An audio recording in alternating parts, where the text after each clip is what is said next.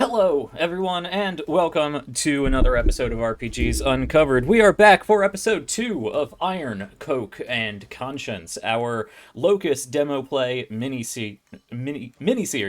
We are, let's see, yeah, it is season 5 of this show already, so for anyone just tuning in for this specific season, RPGs Uncovered is a series dedicated to showing just how quick and easy it can be to learn a new TTRPG. So we got tutorials incoming, we got this demo play mini-series, we have the whole Learning the Video live stream, that is a good 2 hours or so, maybe a little bit more of just a deep dive into the rules, lots of commentary and advice, tips and tricks, examples, all of that, and a session 0. So if you're looking to learn how to play a game, looking to run a game, or just get some advice on GMing or being a cool player, well, check all our previous content out, and if you like what we're doing, help support the show. I'm going to try to keep this relatively short and sweet because I want to get into this fantastic game and the wonderful trash people that these amazing people have created for this show.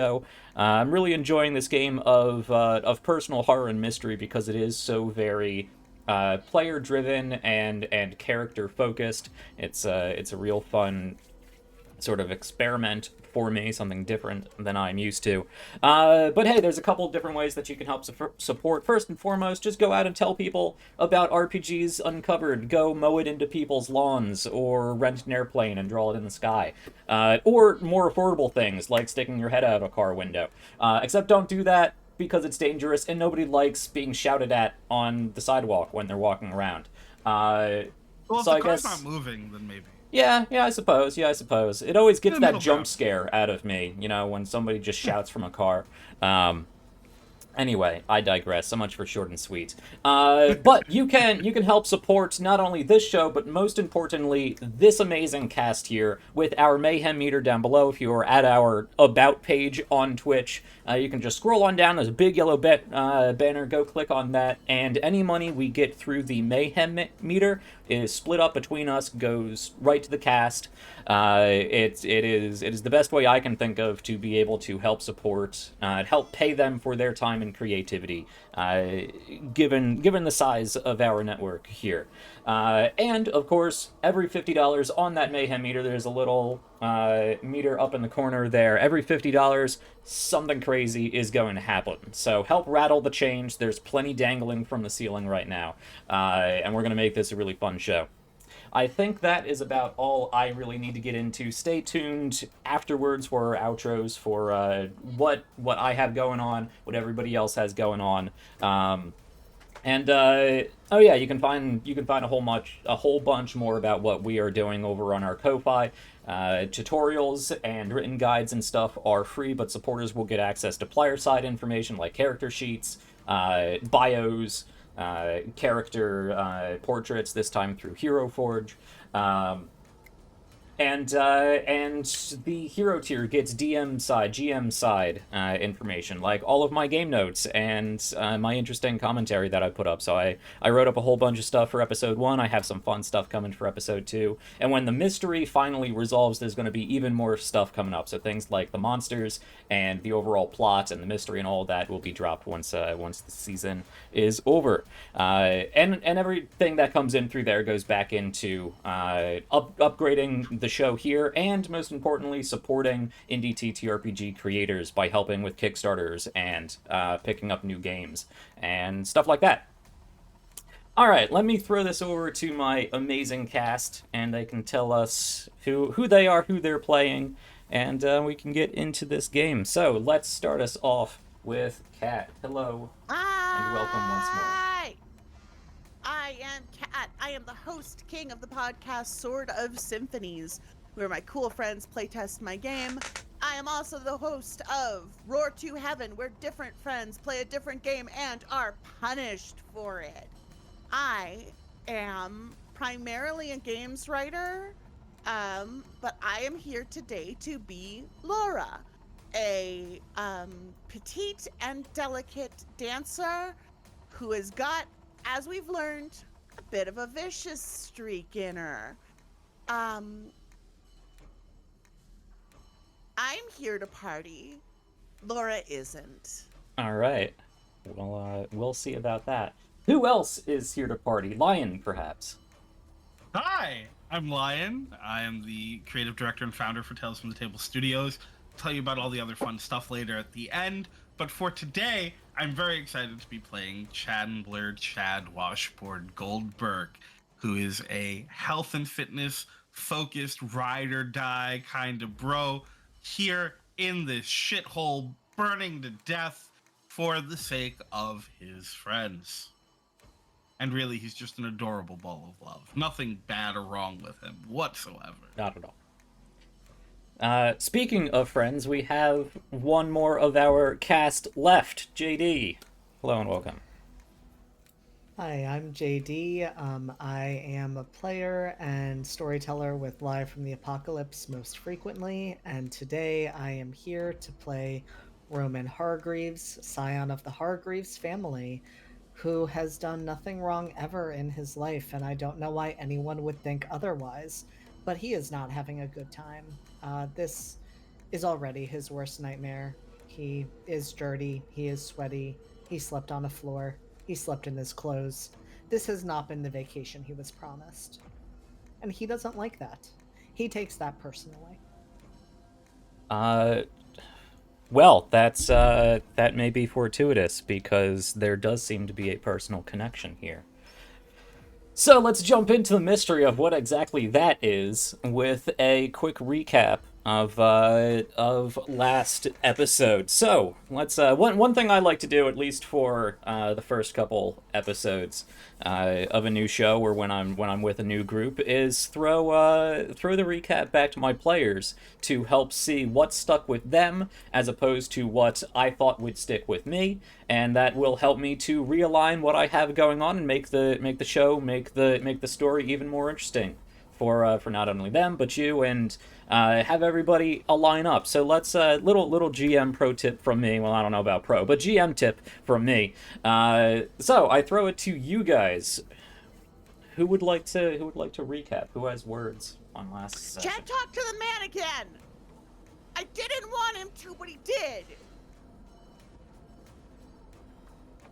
And Chad's gonna keep talking to the fucking guy. Don't keep talking to the guy.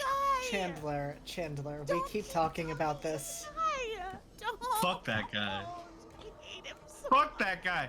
We were trying to go on a vacation and have fun and go skiing and shit and hook up with people, and now your fucking car breaks down and there's some condescending old dickhead. Yeah, that's right.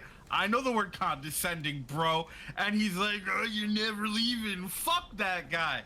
But also, we did walk for like 4 hours and not get anywhere, bro. I don't know what the fuck is up with that. Yeah. Oh, and those fucking dogs, man. Fuck that guy, and fuck this town, and fuck those dogs, bro.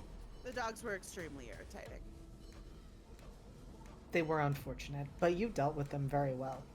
I told them that there was going to be none of their nonsense, and they seemed to agree with me, especially once I picked up a tire iron. That's because you're scary as fuck, bro. Why, thank you. Yeah. You're sweet. Unfortunately, we weren't able to save your meals. That's bullshit, bro. I know. All that chicken going to fucking waste. Well, we ate some of it. The dogs enjoyed it.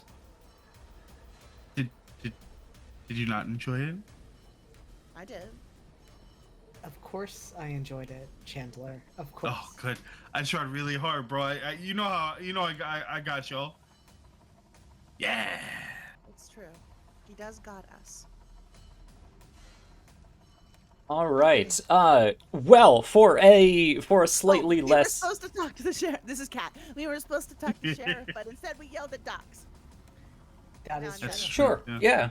I mean, I don't know if there's a supposed to necessarily. What's in my notes doesn't mean anything really. Another GM tip.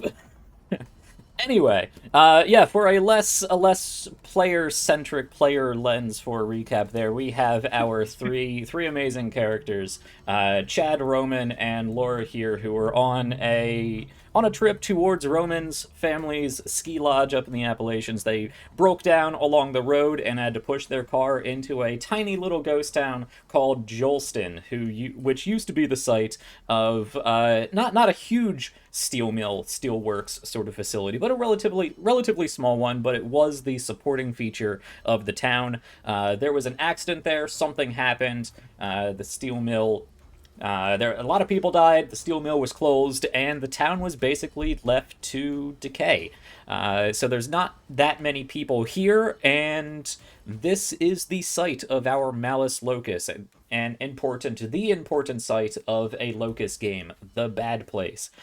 So our characters are stuck here, they can't seem to get out. The Malice Locus, the evil entity that is the sort of personification of all the negativity in this area, has decided to hold them here, and now it is up to them to figure out why that is, what's going on, how to fix it, and how to get out of this situation, whatever that may mean for them.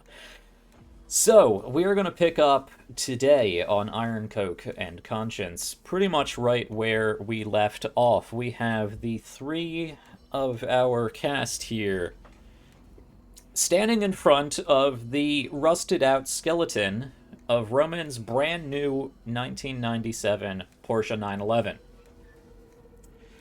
Yes, the beginning and end of that sentence don't really go together. But that is where we are. And behind the sort of silhouetted three people of this group in front of this very old brand new car, we see smoke rising from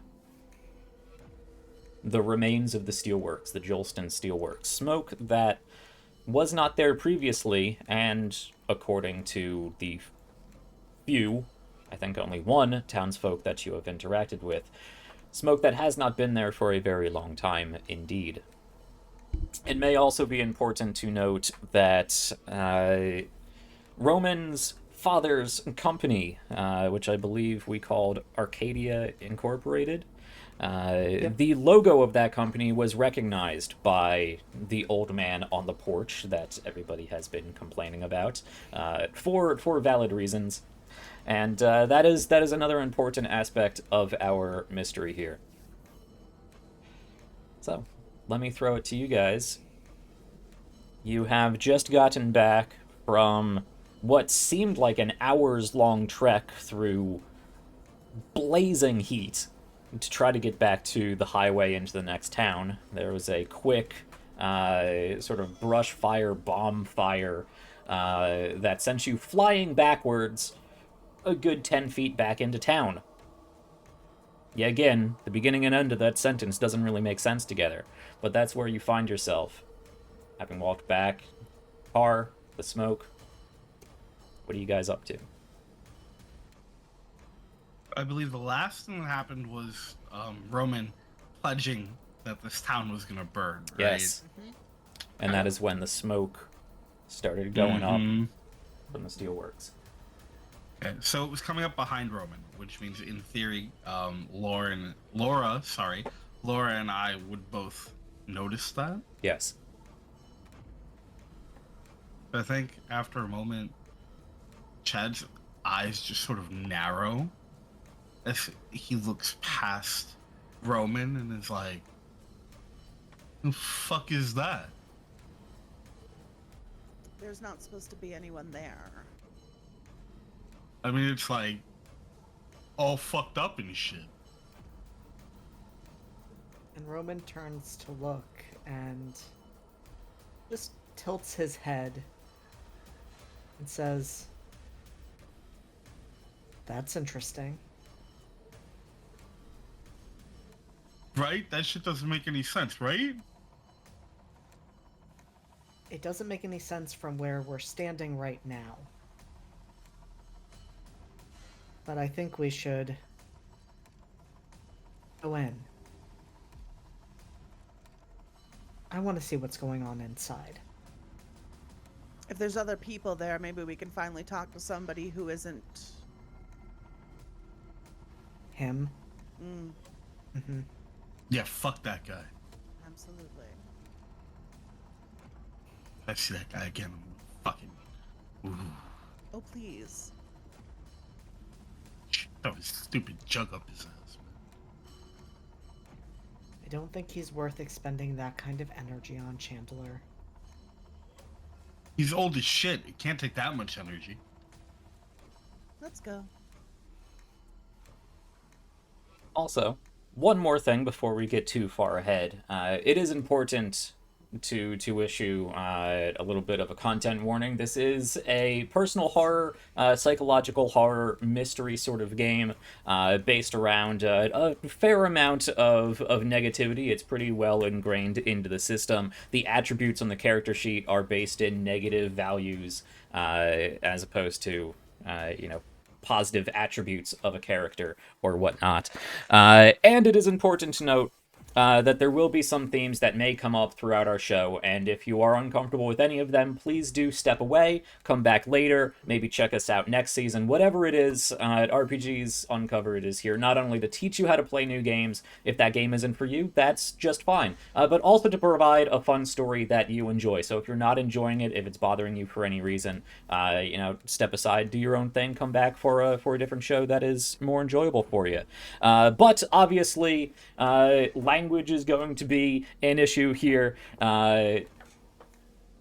So if that's a bother, do act appropriately. But there may be other things that come up. Body horror may be an aspect that come up. We're going to be dealing with weird monsters. There's going to be motifs of fire and molten metal, injuries in the workplace, and a lot of psychological stuff relating to people's past. I don't want to give too much away from a character standpoint side of things, but for the content warning, aspects of drug use, overdosing, unfaithfulness between partners, purposeful sabotage, and whatnot. So just be mindful going forward, and if you are watching this on the VOD, I will attempt to create markers for anything big that comes up in case you want to skip things. But all of that aside and mentioned, let's jump back into our story. So, the three of our characters here, do you guys want to head straight towards the Steelworks, or would you like to... You were recommended to talk to Sheriff. You don't need to. You could head straight to the Steelworks. You can explore the town. Whatever it is you would like to do. Steelworks. Yeah, if that's where Roman wants to go, that's where Chad's going. Let's go. All right. So you start making your way down this main street of a small, mostly ghost town at this point.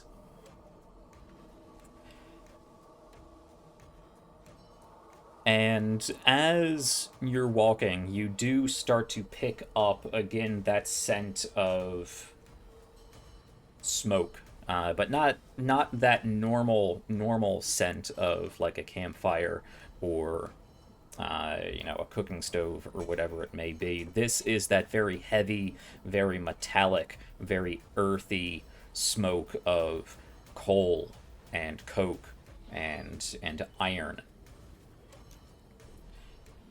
There's been this underlying sensation of that for a little bit now, but there is a definite increase to that as you are moving forward.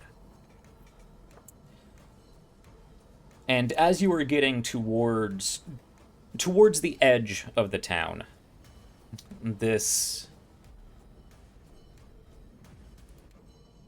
you would think it is fog, because it just sort of apparates as fog would, and it sinks as fog would, but it's darker. It is that smoke. It's not thick. It's not to the point where it is preventing you guys from breathing. You're not choking, but it's as if you are standing on the wrong side of a campfire when there is some wind. You get that tearing in your eyes. You might need to brush away a waft of that air, cough that away, but you're not choking by any means.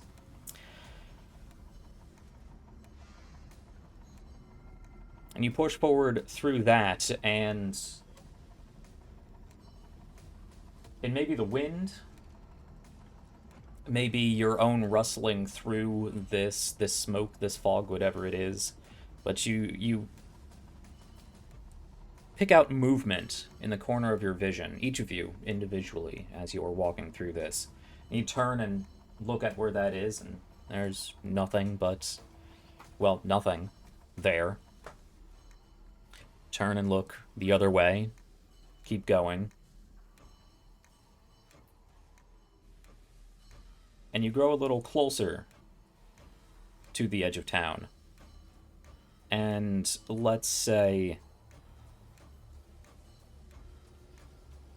Chad, you see some of this movement off the corner of your eye, and you do turn this time, almost expecting at this point to just be another trick of your eyes.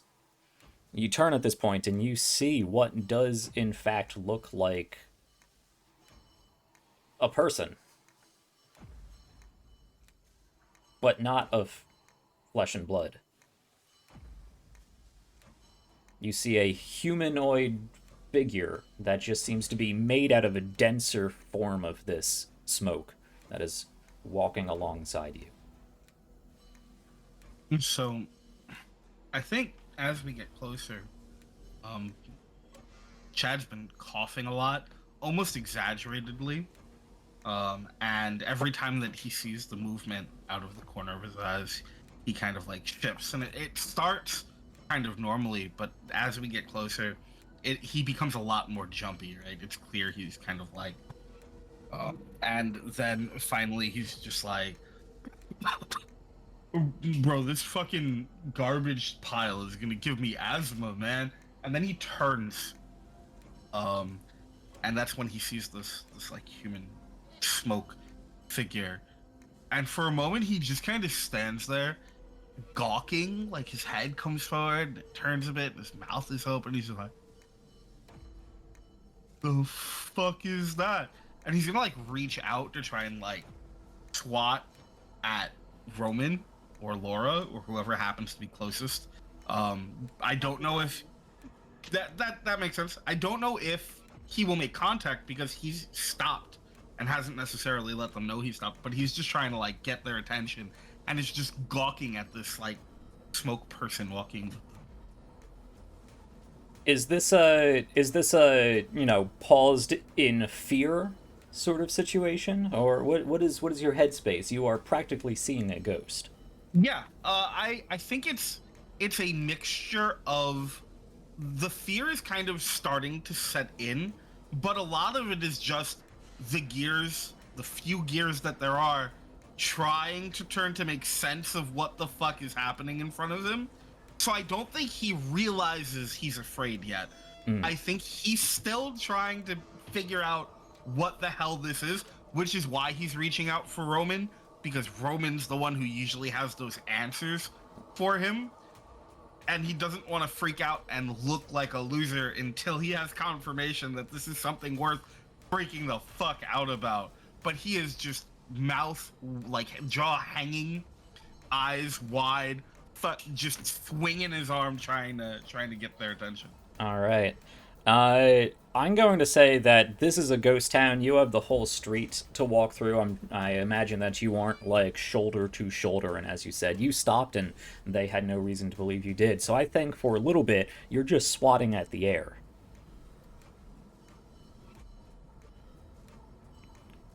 And then, if there's no reaction, I think he just kind of freezes. And since you are unmoving, this spectral entity, whatever it may be, does continue to move forward. It is walking at a normal pace. So you have stopped, mouth agape, looking at this thing, swinging backwards, and it is actively just continually walking down the road past you. And he just gets louder as he says that. Did you say something? He goes, so he just kind of, as it's moving, he's like, what the fuck? And then Oh my god. What? I imagine the two of you turn around to look at Chad, Yes. and you don't see anything. Chandler, What's going on? Do I still see this? Uh, As they turn around? do you turn around to respond to them, or are you continuing to No, look? I'm watching. I'm watching the smoke dude. As they respond to you, you see the smoke sort of disapparate into the, general smoky field you are walking through. And Chad not responding to them is gonna kind of like lean forward a bit and look at where it was, and then turn and be like, "You saw that, right?" You turn and you see there are about 5 of them staggered, but walking forward behind Roman and Laura. So they're Continuing to walk walking down the towards street, the factory. walking towards the factory. Same direction you guys are going. They've been walking with you. So then Chad turns to them and begins to go, "You saw that? Oh nope, what the fuck?" I would like you to make me a stress test now, because I believe Yeah. that is in order, as it is starting to sink in. Yeah. All right, so that is going to be every roll in a game of Locus is 3d6. You use the value determined by the difficulty. A normal stress test is always a medium difficulty, so you're going to use the middle value result in your 3d6 roll. And compare that to one of your attributes. Now, I'm going to say that this is probably going to be cowardice, because this is a simple fear response, and you need to roll higher than the number of dots you have in that attribute. So, Chad, you have 2 dots in cowardice, so you need to roll a 3 or higher on your middle value dice. So my roll is 3, 3, 4. So I did roll above a 2 on my middle die. All right. Very good. You do not get any more stressed out than you already are. You managed to push that fear response down, at least for now. But I will say that this is a jarring situation for you, especially since your other 2 companions don't seem to have any recollection of what is happening. So I am going to give you a card. Yes, please. So that is a 4 of clubs, That's my virtue. which is your virtue. You can discard that and gain 3 willpower. Let's do it. Thank you, Yay. please. That puts me up to 11 willpower. All right. I'm sure will not last very long.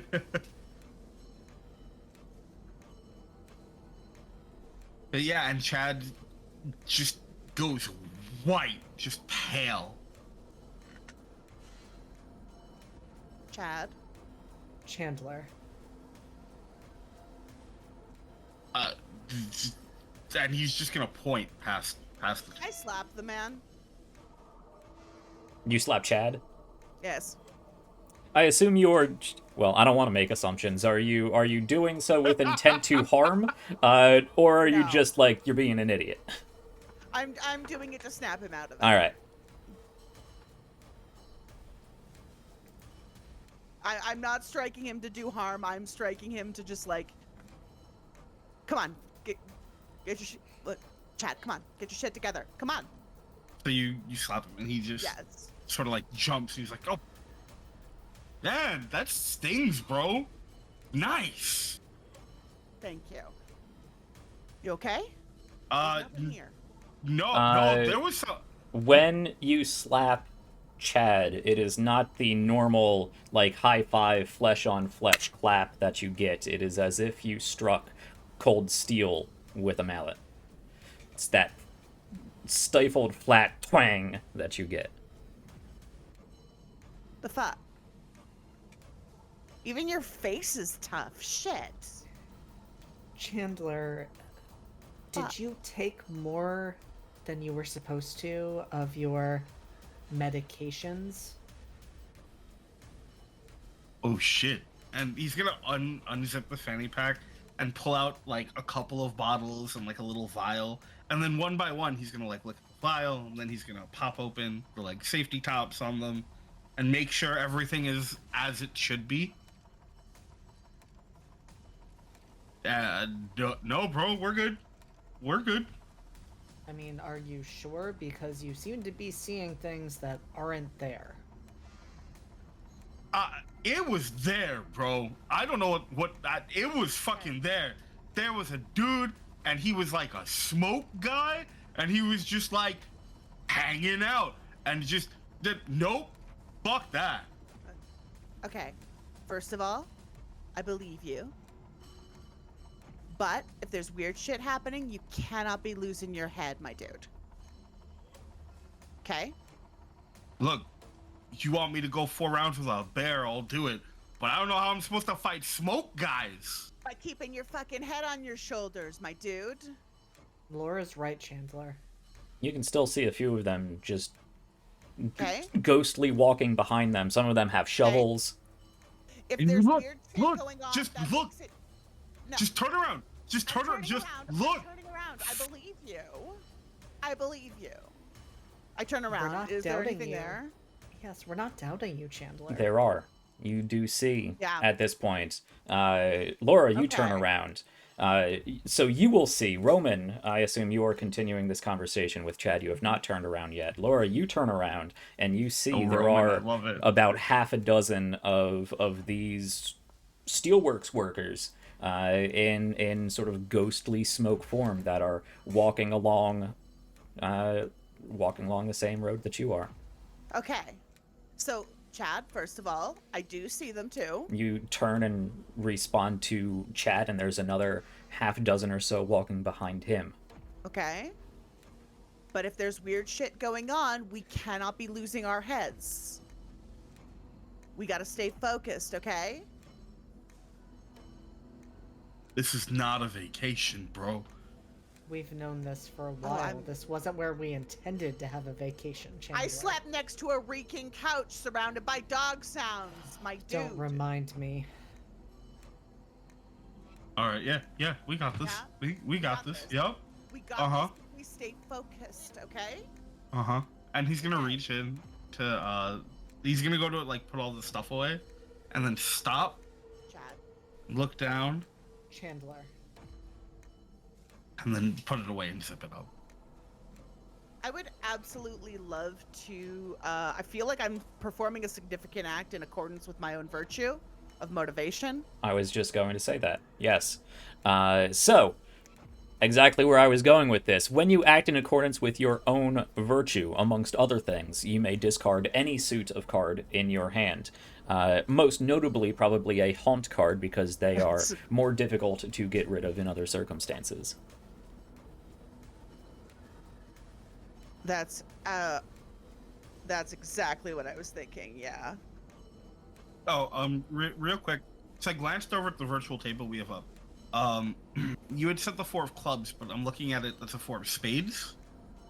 So that Yes. wouldn't trigger my virtue. So I do keep that card, and I don't gain the willpower from that.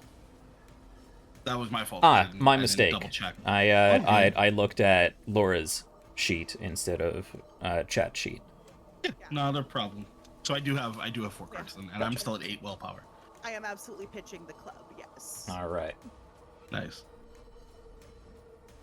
And Laura's still like shaking her hand, like kind of recalculating her "how do I beat Chad" math. Now, when you hit him, it felt like flesh. You didn't It smack felt your like hand flesh, but against it iron. Sounded like metal. Yes. Okay. All right. She's still calculating. Mhm. It's Laura. She's always Yes. calculating. Yes, she is. Like, all right. Even if there's ghosts, Chad, we gotta stay calm. We're talking about fucking ghosts, bro.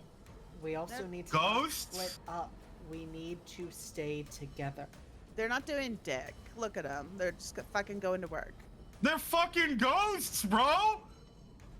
As you guys have stopped to have this conversation and the ghosts have continued forward, they get about 100 feet or so from where you are and just dissipate back into the smoke cloud. All right, are we still gonna follow the ghosts? We're still going to the steel mill, yes. All right, fuck it. I'm gonna follow the ghosts. Following the ghosts. All right. I ain't no bitch.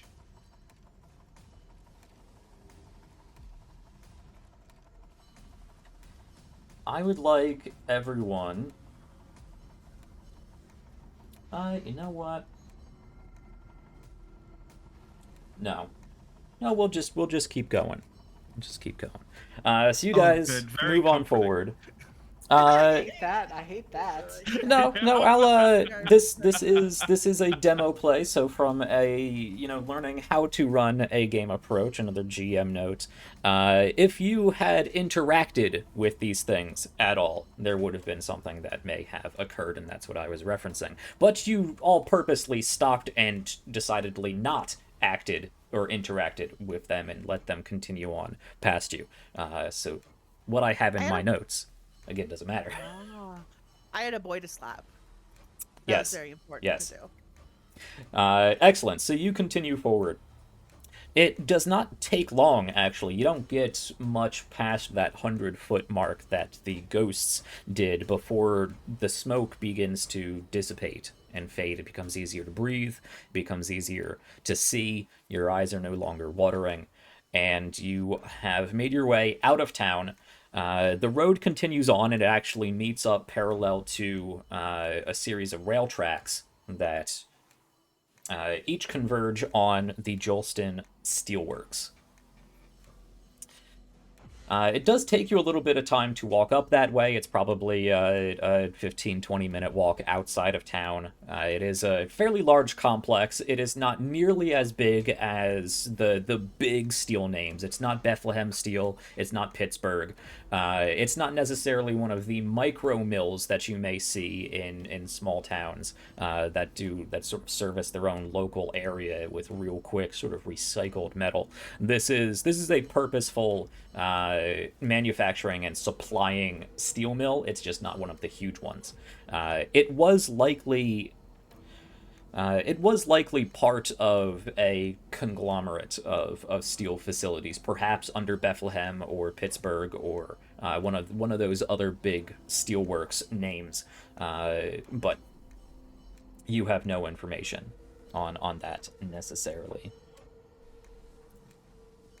But you are walking towards this steelworks, the Jolston Steel, as it would have been called, and once that smoke around you has dissipated and you get a better view of where you are, you notice that the smoke that you've seen rising from the steel is no longer there. And I should clarify that was not necessarily the smoke of, say, a fire or the accident, whatever that may have been. It looked like the smoke that you would see rising from an active producing steelworks. That, however, has stopped for whatever reason. As you sort of round a bend, crest a little bit of a hill, and you see in front of you this sprawling steel mill complex. Now, it has definitely seen better days. It has been unused for over 2 decades at this point, aside from apparently a few Arcadia suits have been here a number of times throughout those past 2 or so decades. The last one, not for quite some time, several years, if you are to believe the guy on the porch. But looking out into this facility, you see the usual concrete and sheet metal and brick of an industrial complex. But you also see that it has been overgrown by nature. Not terribly so, but definitely overtaken a little bit by nature. There are vines that have snaked up. There are patches of grass and weeds that have snaked through some of the cracks between the buildings and the concrete, chips in the concrete. And most notably, you have seen that this was the site of some large accident.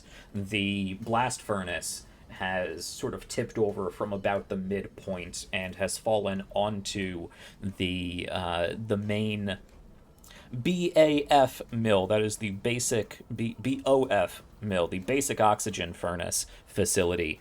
The stretch of the large industrial clay cauldrons that would be filled with molten metal and poured into molds and whatnot. That sort of main facility before you would get to actual bloom or billet production. So you see in front of you, you can follow the road, follow the rail tracks, and the rail track does split off into this pretty much entire rail yard that flanks the northern side of the steel. It looks like material was brought in and out using the rail system, but there are also tracks that lead throughout this entire facility, as if smaller rail systems were used to transport, raw materials, slag, pig iron, the slabs and blooms and billets to different parts of the facility that each do different things with all of those different material.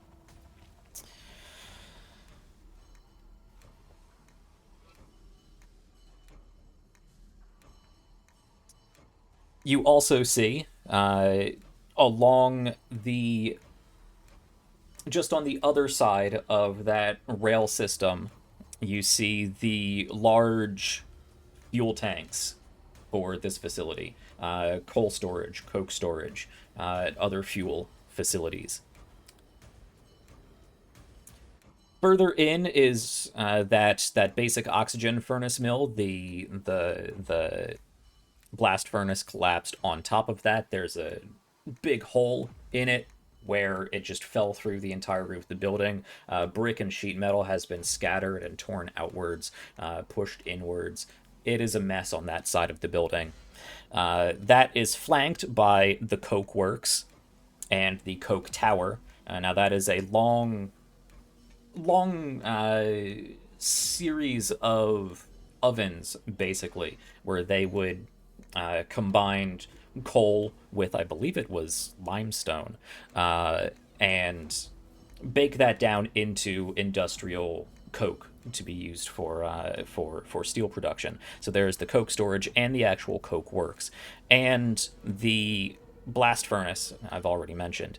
Down beyond the central BAF mill is, of course, the bloom and billet mill, where they would roll that down into slabs or blooms or billets. You can look all of that up, our audience. I did a lot of research for this.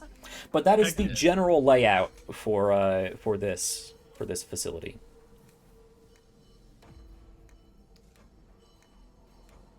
Roman, I think, is looking for some sort of office, a more administrative side of things.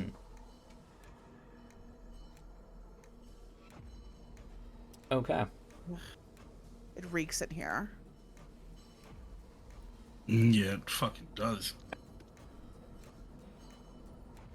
Let's see. Oh, fuck my lungs out, man.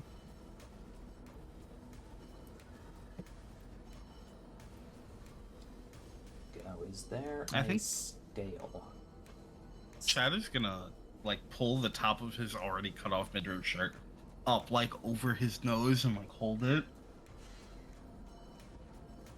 I just want to thank you, Lion, for reminding us that Chad is wearing a midriff-bearing shirt. Yeah. Thank you for Yeah, that reminder. Yeah, not a problem. If I had one, I still wouldn't be wearing it because no one wants to see all that. But no, yeah, it's at this point it's less of a midriff shirt and more of just kind of Yeah, I was here. just gonna say. It's it stops just above the nips at this point, as it's just held up. He's almost shirtless. Now this is a large facility. It is multiple kilometers long, multiple kilometers wide, somewhere like 30 square kilometers. Big facility, a lot to search through. And I will say there's the rail system on one side, and then towards the back of the complex, you can see that there is actually, what is the word, tributary, I think it is, of the James River that they would use for local river transport. So, looking around for some sort of administrative building, are you just trying to survey where you are here, or do you want to, walk into this industrial town, basically. Roman will walk right in. He is on a mission, and his mission is to see if he can find any sort of records, because a paper trail is the most useful thing one could find. All right, so you can follow the road and the rails further into this complex, and I think the first building you are going to find is an office by the first main rail stop that was probably used for processing and logistical duties. This building actually doesn't look all that damaged. Most of the damage was localized to the center of the facility, the main BAF and outbuildings around it. So this is a relatively small sort of office just attached to the rail station here.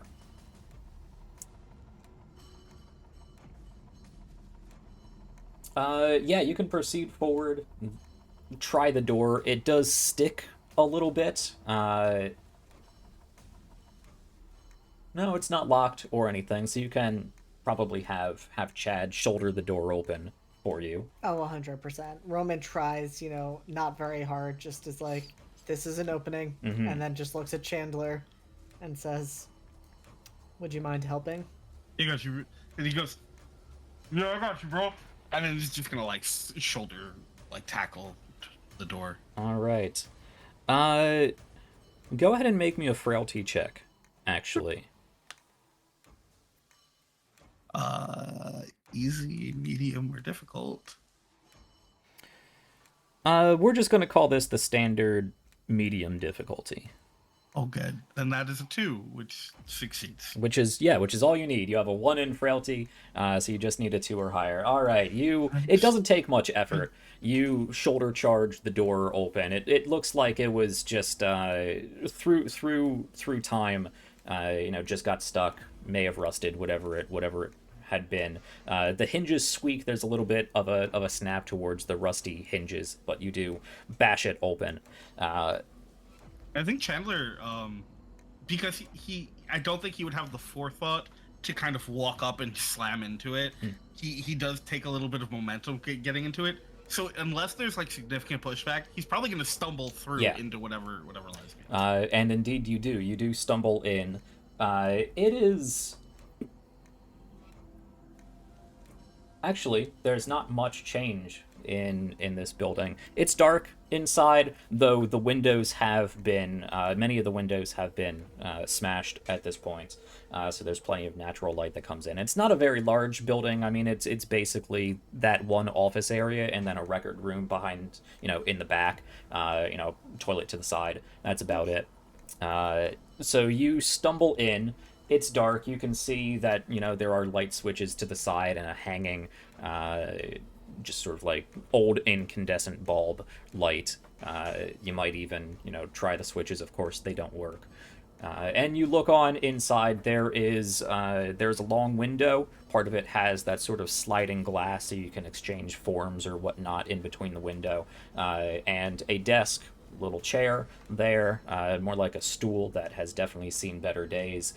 There is... Is there anything in the room that Chandler could potentially pick up just to like fiddle with? Something like hand size, nothing too big. Something he can put in his hands. Even if it's like an old piece of coal or a broken piece of steel or anything at all. Paperweight. Yeah, so I think there is actually there's a little like steel beam that looks like it looks like a commemorative sort of little steel beam that says Jolston Steel 19. Let me check my notes in case this becomes a consistency thing.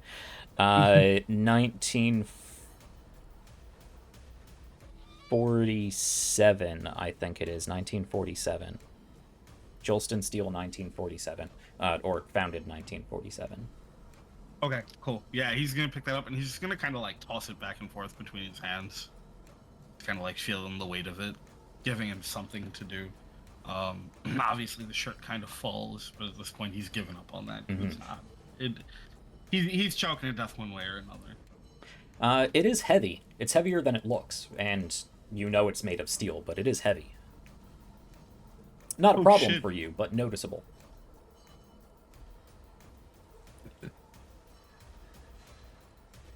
On the What did desk you here, find, Chandler? Just and he like holds it up. Just a thing. You better be careful. If someone's not paying attention, sneak up and bash your brains out with it. Oh, fuck this place, man. It's cute though. Yeah, I don't think Laura goes in. I think she stands outside the door and is like facing outward, kind of just like, you know, guarding, if you will, like with her tire iron while the boys explore. sure thing. Yeah, let's see. Also inside this room, yeah, also inside this room, along the back wall, took your eyes a second to adjust, and it's probably Roman who was most particularly looking for useful things. You do see what looks like black and white, very not terribly detailed black and white map of Jolston Steel. It looks old. It looks exposed to weather for 20 so years. So the paper it was printed on has become brittle and sort of browned and aged with time. There are strips where it has been pulled off of its backing and just sort of hangs. There are pieces missing. There's some water damage from perhaps there was a storm that blew in through the windows. But you do see that it takes you a couple seconds to get your bearings, see where you are on the map. But you put that together, and you do see that there is pretty much in the center of the map, right where the BOF furnace is, right next to the blast furnace. You see that whole center of the map just looks like it has been burnt away.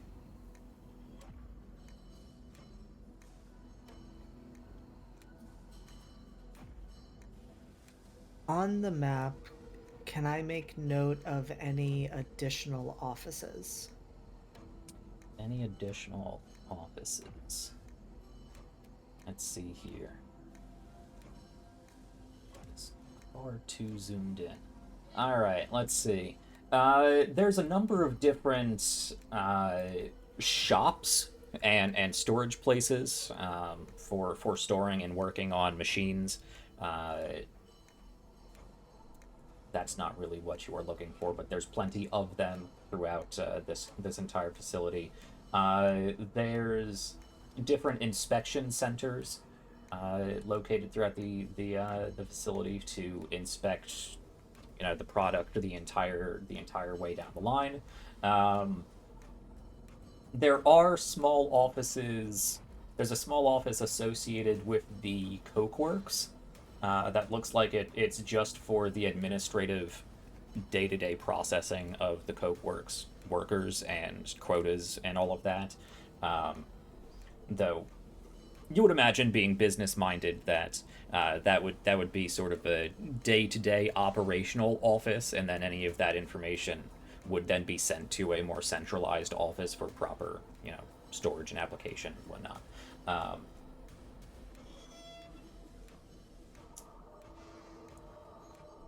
There's, of course, this building that you see listed, and over on... Yeah, there is actually another building relatively close by that is basically a visitors center.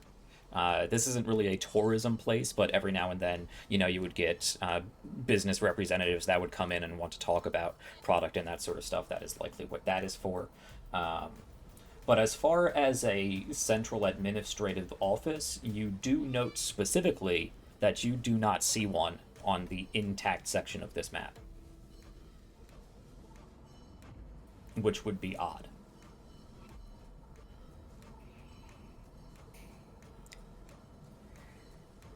And so Roman studies the map for a few moments and just kind of nods to himself. Are there any filing cabinets or anything like that that Roman could sift through just to see what paperwork, if any, has been left here? Yeah, I will say on the desk there is some scattered paperwork, but again, it is very heavily weathered. Most of it is completely illegible because it would have been rained on and dried multiple times over the last, decade and a half, plus blown about, dust and soot and whatnot mixed in. So exposed paperwork isn't terribly useful to you. There is a small filing cabinet back behind, on the back wall, just underneath the map, actually. That you could potentially sift through. You do, of course, pull at it, and it does not open. Chandler? Yeah. And Roman just gestures towards the filing cabinet. Oh, God. What about it? Chandler, would you please open that? Oh, these boys. I'm not your secretary, bro. No, I'm just fucking with you. Yeah, hang on. And he's gonna stretch. And then he's gonna kind of see if there's a way besides just pulling on the handle. Do you just want me to just... I just want it to open. That's all I want. And he'll grab it and he's gonna try and force it open. Okay. Yeah, just trying to rip open a filing cabinet.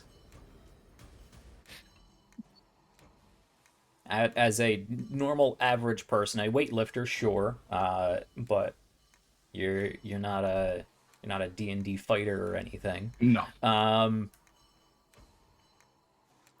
Yeah, for the average person, I'd say this would be a hard check. I mean, Yeah, you're nice. basically trying to apply force in order to break a relatively simple but still metal locking mechanism. Yeah, so absolutely. go ahead and make me a frailty check at hard difficulty. So the lowest value die will be compared to your 1 dot in frailty. So again, you only Pretty need to roll good. a 2 or higher I got a 4. as your lowest roll. All right. Yeah, it's 464. Nice. All right, so we see, Chad, you probably, plant your hip against the filing cabinet, lock your Not the first leg. time. The first time, I'm just tugging at it. Yeah. I'm just almost comically until he realizes.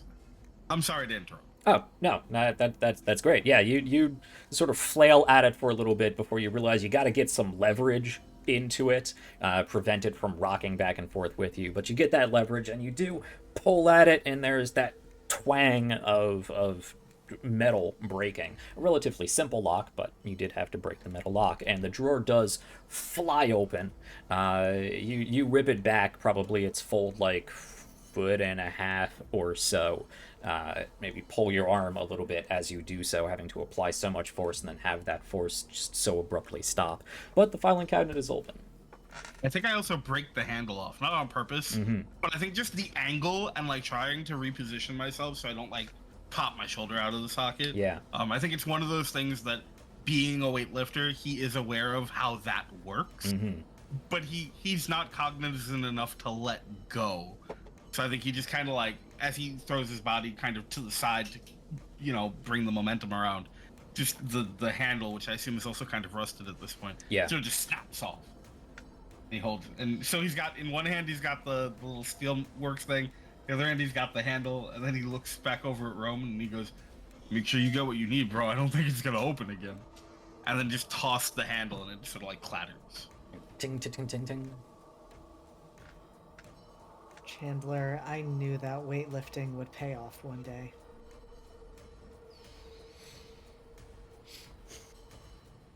Thanks, bro. These boys. And Roman is going to start looking at the files in the filing cabinet. And I think while Roman does that, so Chandler like is gonna pat on the back as he walks by him, and he's gonna do a couple more of those like jump in place where he like tucks his knees. So like I gotta keep my heart rate up in this fucking place, man. Yeah, so this is going to take you a little bit. I mean, it's a relatively full filing cabinet. So this is going to take you a little bit to go through.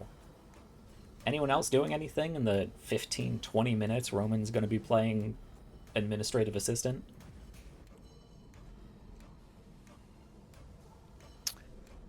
I mean, Laura's waiting outside.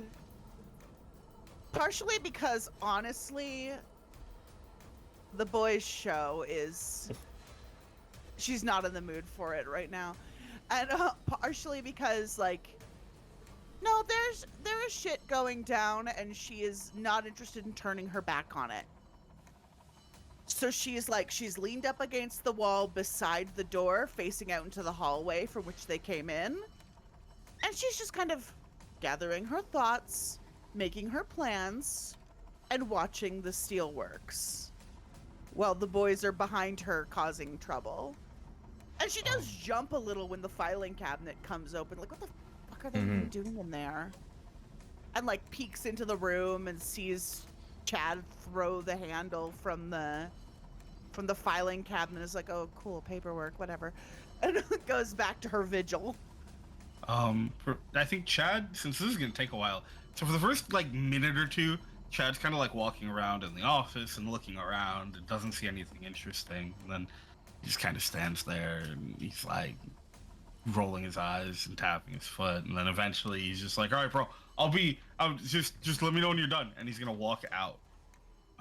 So he'll like walk past Laura, and when he does, he'll be like, he's looking at some like files or something. I'm just going to take a lap. Get my heart rate up. And then unless Laura says it, he's just gonna walk off down the hallway. All right. And like, if she like, I mean, he said we shouldn't split up, but like, and that's after he's left. Like, right. I'm not gonna stop him. She's like, we weren't supposed to split up, but. So would you just like to do a quick jog up and down the rail station here? Or do you want to, like, run some big circuit? I'm not gonna run a big circuit, but I think Chandler's original plan is to just sort of jog this. But then, as he gets a little further away, I think curiosity might get the better of him. If there's anywhere else he can, like, peek into or anything that would pull his attention. Okay. Yeah, you do see if you're running down the length of the rail system, there is actually a series of train cars that is still sat. And most of them are the sort of top loaded, and you dump a whole bunch of iron ore or coal or whatever in there. But there are a few of those like large sliding door storage trailers, boxcars. With one of them does have the door open. So Chandler's gonna like stop. He's still sort of jogging in place, and then he looks around slowly to make sure none of the other like smoke people are around. No, it's quiet out here. All right, you got this. And then he's gonna kind of like slowly kind of peek in. All right. Yeah, you peek on inside. It's dark. Only one side of the boxcar is open. The door on the other side is closed. There's not a lot of light coming through. You see there's a few like old boxes set up. It's relatively empty. Towards the back corner, though, catching the light, you do see a glint of something gold, or at least shiny, yellowy metallic. I mean, how is Chad supposed to say no to that? Yeah, I think Chad is gonna sort of try and go over and see what it is. All right. You hop yourself up into this train car. Take a couple yards towards the back corner. I don't think anybody has a flashlight or anything in this group. Roman, I think, has a flare, right? But that's not the same thing. In the sort of roadside bag that I think Roman did say you were bringing with you, there'd probably be like a little. I think these were invented by the 90s. There would be one of those little like handheld crank flashlight. Yeah. But Roman has that in a bag. You ran off, not even considering that. No. But you walk towards the back of the car, and there is this crate that looks like it has seen better days. And you look down at it, and where you saw this glittering golden sheen, you look down, and there is just this rusty plate.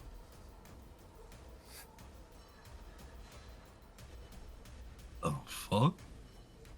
Looks like a replacement part for one of the machines here, but it's dull and rusted now that you're in here. I think Chad, is going to kick at it. All right. Not like trying to break it or anything, but just, there's no stick nearby, so do something. All right. Just kind of like kicks it. Do you want to kick the crate, or do you want to kick the actual plate on top of? No, I want to kick the plate. All right, so you sort of do a quick little just kind of football like kick. it. Yeah. You catch the corner of it, and it flips up in the air a little bit. Not terribly heavy. Flips a couple times, clangs back down on this crate. Some dust flies out from it. Probably a little. There's it was heavily rusted, so you kick it actually, and this little bit of rust spray sort of splashes back at you. You have to kind of wipe that away. That is really not healthy should it cut you or you breathe it in or something. So you back up at it as it clatters back down onto the crate, and it does chip off here or there. As you do so, however, you hear the doors closing behind you. The rusted, heavy, rolling doors. There's that.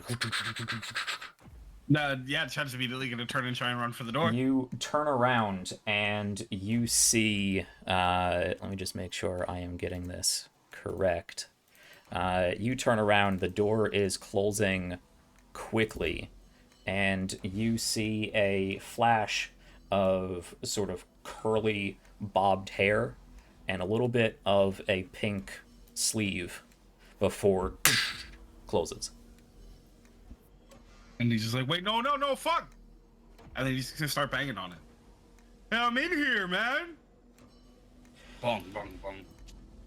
So, Roman, about this filing cabinet, are you looking for anything in particular, or are you just going through whatever paperwork is in here? You said it was blonde, right? I'm sorry. Yes. Okay, cool, thank you. Roman certainly is keeping an eye out for anything that would tie his father's business to the steel mill.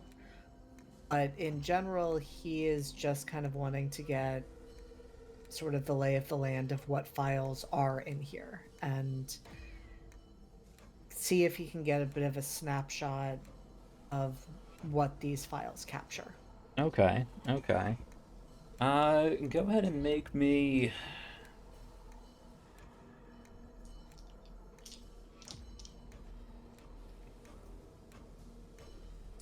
Let's see, I think this could either be a carelessness check, just to see how meticulous you are in your investigation, or we can make this an ignorance test to see how well you put the puzzle pieces together.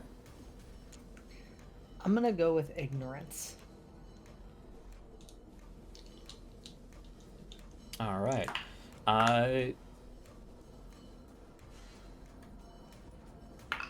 You do have a skill in business. I do. I have knowledge business. Yes. Now, knowledge. Where are my skills? For a knowledge skills are skills which, why didn't I write down what that actually applies to?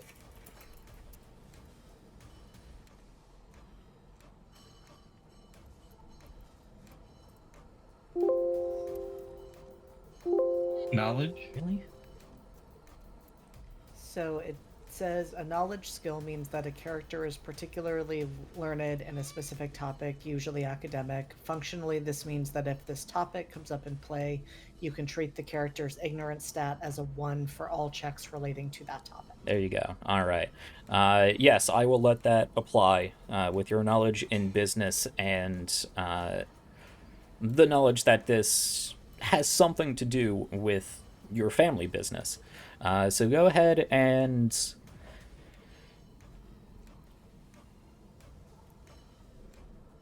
this would be a hard check for reasons that may become apparent later, but you count as a score of 1, so you really only need to roll a 2 or higher on the lowest value dice. Which is good, because that is exactly what I rolled All right. on my lowest dice. Okay.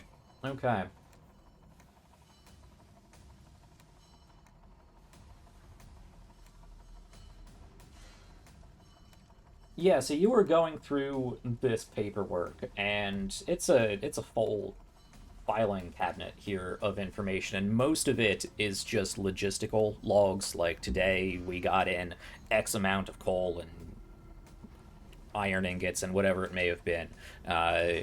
This day we sent out so many slabs and whatnot, a lot of logistical stuff, bookkeeping. But there is a few pieces of correspondence that go along with this, denoting business deals to different places. You can see that they are copies of these logs. Of course, those copies would have been sent to a main office somewhere, backup. You can slowly start to put together that it takes some time, because back when this, knowing the timeline you generally have, back when Jolston Steel was in its decline, Arcadia Inc. was not Arcadia Inc. It was something else. It wasn't even your father's company at that point. It would have been your grandfather who would have been in charge of that. Probably not even the founder of that, but in charge of the operations at this point. Maybe not in charge of operations here, but at the head of whatever Arcadia used to be. And you don't see any reference to Arcadia, but you do see some names that sound familiar. You see your grandfather's name mentioned. In fact, there's a few Mr. Hargreaves that pop up here or there.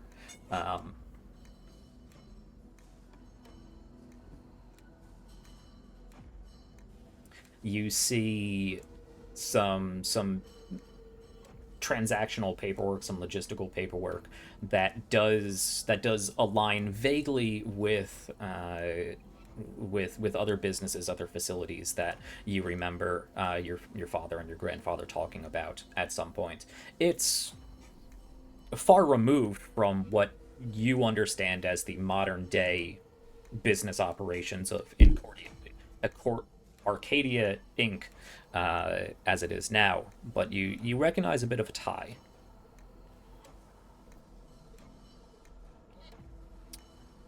So you can say, maybe not with absolute certainty, but there is definitely a family connection here that is believable to you. Were you looking for anything more specific?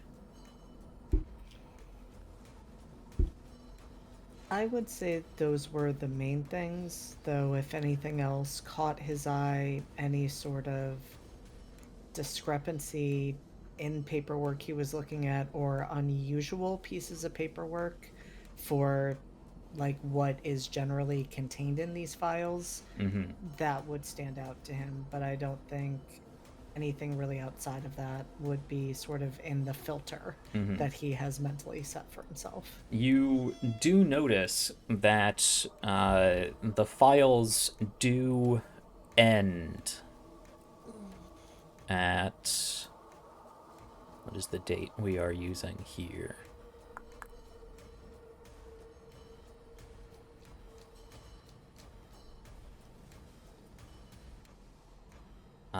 Yes, I believe that was 74. So you see, for about 6 months prior to when the accident would have happened here, 6 months prior to that, there are no files with that date. So nothing beyond, early winter, or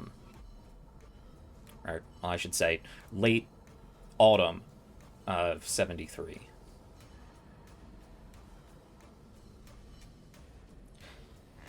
Which is weird because there's folders for that time, but there's no paperwork in them. Okay. That's interesting. Okay.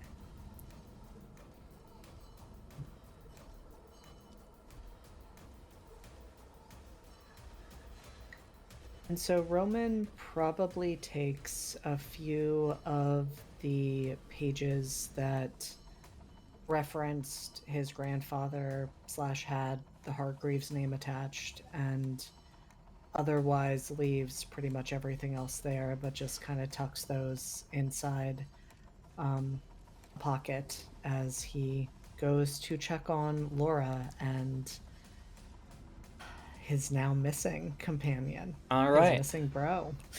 Yeah, you can fold that up as nicely as you can. The pages are a little brittle, being 20-something years old and not kept in very good condition, but you can fold that up without damaging the paper too much. Stash that away somewhere. Walk outside into the early evening that it is now, because you were walking for quite a bit earlier this morning. Late afternoon, early evening. You walk outside and you see Laura there, standing there with her long flowing blonde hair and pink shirt. Chad's Laura? not here. That's weird. Yeah. Where's Chandler? Went for a run. Laura, I asked you not to split up. You asked him not to split up. He's a grown-ass man. How long has he been gone?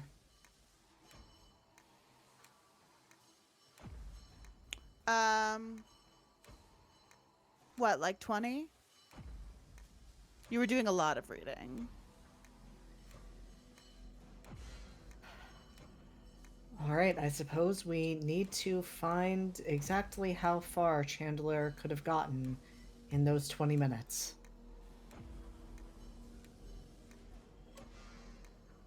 He went this way. Yeah, Laura, you would have seen him just running down Yeah. the rail tracks. He Shall said he we? was gonna do a lap, but I mean, this is Chandler. Once he starts running, I don't think he knows how to stop. yeah. Shall we find him? Let's. So Chad, it has been about at least 10 minutes, though passage of time can get a little wibbly wobbly when you're trapped in a small dark enclosure alone. How you doing in there, buddy? Not great. Chad, for the first couple minutes, was just sort of banging on the door, but eventually, after realizing that's not doing anything, he's trying to like find any way to like get a grip to pry it open, which is there's no real hope for. And after that, he's just kind of like, "What the fuck, bro? What the fuck?" And he's just gonna like start banging on the door again. I think by the time that they're looking for him, he's probably just kind of like slumped down. Does the crate? Well, it's dark now, so I can't really tell. Yeah, it is pitch black in here. You can't see your hand in front of your face. Yeah, I think he's just gonna kind of like lean back against the door, like now closed, and like put his head on it and be like, "What the fuck?" And then my ignorance is like 4, and yeah, no, I think he's just gonna kind of like intermittently just kind of like bang on it a little bit. Mm-hmm. Yeah, and just kind of be like, what the fuck? What the fuck? What the fuck? All right. The other two of you, you make your way down the length of the rail yard, and it doesn't take too terribly long before you hear that twang. Might be him. Twang. Might as well look. Get a little closer. You can hear the muffled expletives of Chandler coming from inside this rail car that occasionally he does bang against. You okay in there, dude? Can I hear them? It's a little muffled, but yeah, they walk up just outside the door. You can hear them. And it's like, no, I'm not fucking okay, bro. There's fucking dead flies on me. Found him. Chandler, how did this happen? I try to open the door. Slides right open. No resistance at all. Chad, you were leaning up against the door, so you kind of have to scurry yourself away as the door slides to one side and you turn, and the first thing you see is a waft of blonde hair and the pink sleeve as the door rolls open. And I feel like Chad is probably covered in some dust and soot at this point. Mm-hmm. Just from like banging on it and stuff. There's still a little bit of like the rust on his face. And he's like, man, this place is gonna give me fucking tinnitus, bro.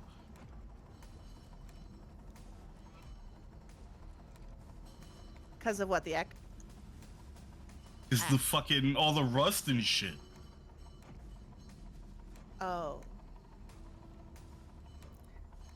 Anyways, Chandler, how did this happen?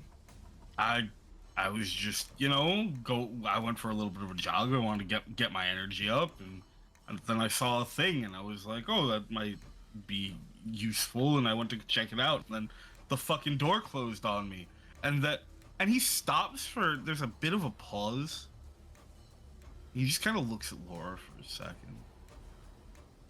And I don't know, and it just fucking happened. I couldn't get it open. Laura opened it just fine. No, maybe it just doesn't open from the inside then, bro. Roman would like to look at the door to see if that is how it works. Yeah, easy enough. I'm not even going to make you roll for that. You kind of climb up on inside and look around. Yeah, for safety reasons, it should easily open from inside. Roman will just file that away. It's fucking dark in there, man. It smelled like ass. This whole place is dark and smells like house. But we were worried. Aww, and he kind of like pulls them both into a hug. Almost the headlock hug. Yeah. He's like, oh, I love you guys too. Roman tolerates it. Aw. All right. I have a question. Mhm. Does Roman continue to tolerate it when after the hug ends, there's now like soot and dust on some of his clothes?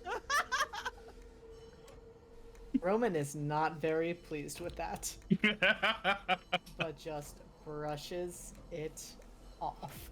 Oh shit! I'm sorry, bro. I got you. And he's gonna like almost aggressively like squat at the thing to try and get it off.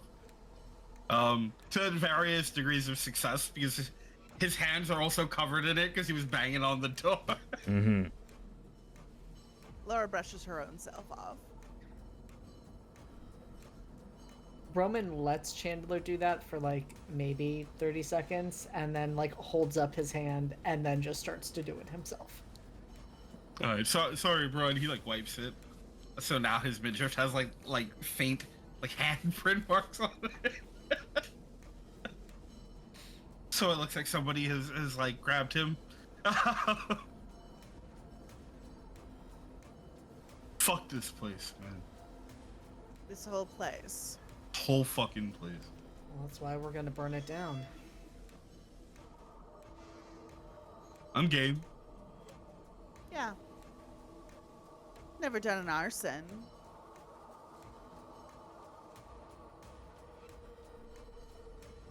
I haven't. I believe that. I also believe you may have thought of arson. Oh, of course, who hasn't? That's true. I haven't. You haven't It's thought slow. of lots of horrible things, though. That's what we love about you. No.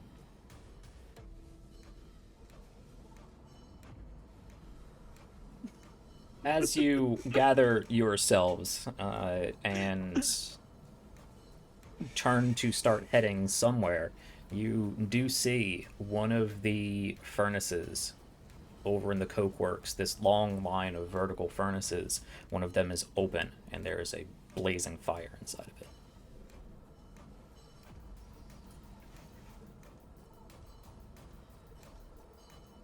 Laura, had you seen anyone else? Nah. Just you boys. Dogs aren't even here.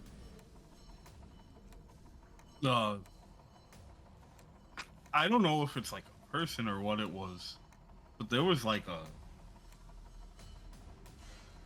something when the door closed on me. You know, thinking about it, it kind of looked like you. He says he pointed to Laura.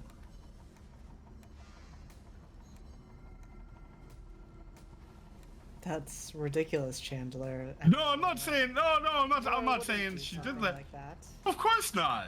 Of course not. I'm not saying that Laura did it. I'm just saying it looked like if we're looking for another person, we're looking for someone who looks like Laura. That's all I'm saying, bro. Well, that does change things, Chandler. The door shutting on its own versus someone shutting it for you. Look, I saw fucking smoke people before. All right, I don't know if it's a person or like there are more of these fucking ghosts in here, bro, or what it was. Maybe I'm just losing my shit from smoke inhalation, man. That's a real thing. That happens. This whole fucking place is covered in that shit, man. I don't know. Fucking asbestos.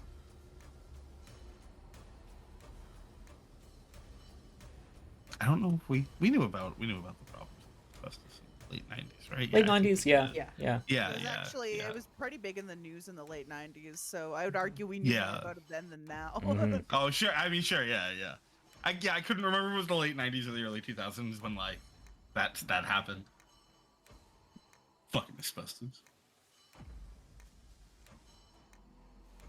I would like to walk over to this oven and open fire. Okay. Yeah. Yeah, it's a bit of a hike to get over there. You cross the rail yards. You do walk past the width of the BOF mill. This is on the other side of the blast furnace, or the blast furnace is on the other side of the mill. So you head over to the coke works. There is this probably good half-kilometer long series of these large vertical ovens where they would, turn coal and whatnot into metallurgical coke, and behind them you have those tall smokestacks, and most of them are closed, heavily rusted at this point, heavily worn and completely inactive. One of them, however, is open, and you can see the roaring fire of what looks like an active coke burning or coke creating furnace. And you feel the heat as you approach. Yeah, I'm gonna be, I think, right on Roman's heels, investigating this. Are there any footprints around?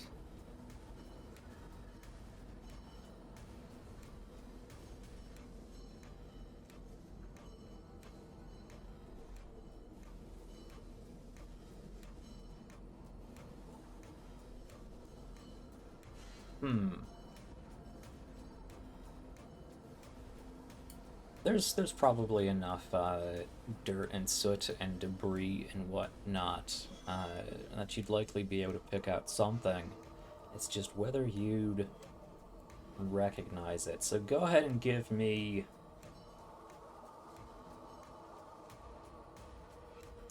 yeah, give me a carelessness check. To see how attentive you are to these details.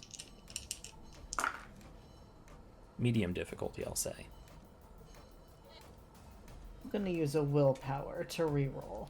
Alright. Now you are at stress level 10s, so one willpower will buy you 2 dice to reroll. Cool. And that is what I needed, because that is a 5, a 5, and a 6. Okay, there you go. You don't see any footprints, but you do see these strange, sort of ovular indents that are spaced out in this sort of vague arc every now and then.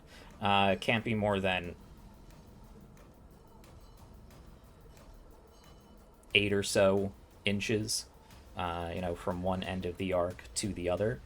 And you're trying to question how they position themselves, what they are, what they may be, and then you see along this pattern handprint in the ground.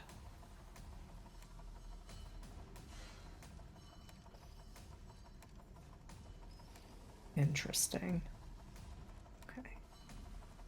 But there's a lot of these imprints. I mean, it almost looks like a real simple like rabbit's foot imprint, but they're even too thin for that. And there's 4 or 5 of them in these sort of semicircular arc, and there's a bunch of these all about the ground here.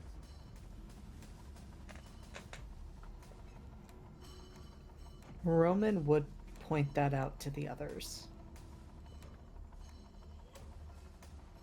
Oh. What?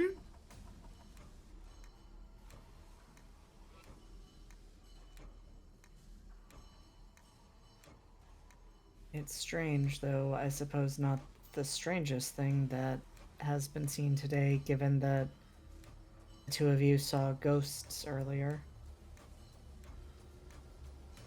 Yeah. But it's up there. Alright. Look, I'm just gonna, come out and say it. Are we just, totally chill with ghosts and shit now? This is fine. This is normal. What the fuck? We are keeping our heads. Precisely.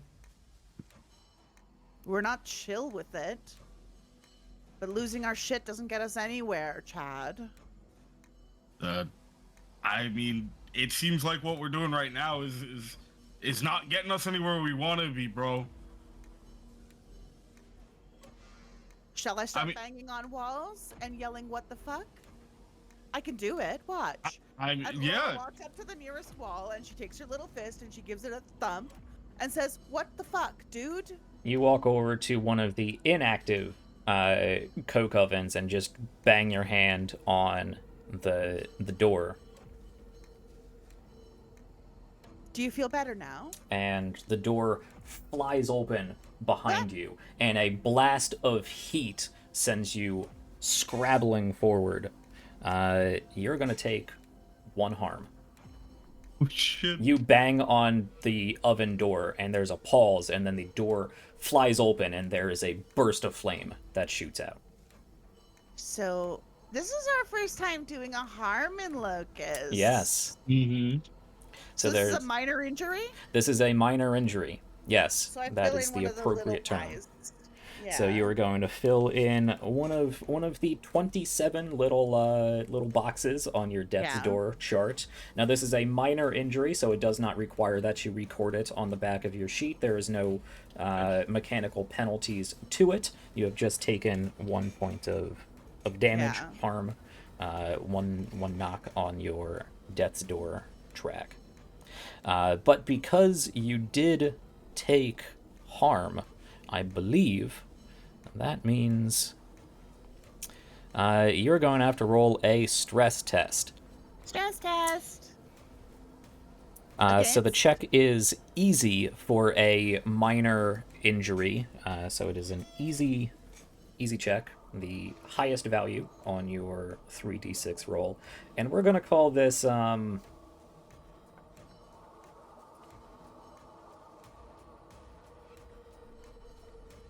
Let's see, what would make the most sense? I mean, I think it's between frailty and cowardice, whether you are more concerned that you are physically injured or more freaked the fuck out that you knocked on a door and it shot a fireball at you. The second one sounds better to me, but that's also a better stat for me, so don't listen to me. Because if it's a minor bang, I think it's more like against the fact that it happened than the consequences of it. Yeah. Is what I'm thinking. Yeah, because it really shouldn't have happened. Yeah. Yeah, so go ahead and roll me, what do I say there? Cowardice check. Easy Which, again, cowardice check? you're very good at, yeah. Oh, yeah, my highest was a 5. I'm golden. Yeah, there you go. So no stress, but you I did take see. an injury. And she gets up and she dusts herself off. See? This is what losing your shit gets you. Fuck. Of course, you all Laura? did see that, but there is no fire inside that furnace now. Interesting. Okay. Laura, are you all right? Yeah. Just a bruise. I fucking told you. I This fucking shit's told fucked you. up. You okay though? Yeah, I'm okay. It's just a bruise. I'm good.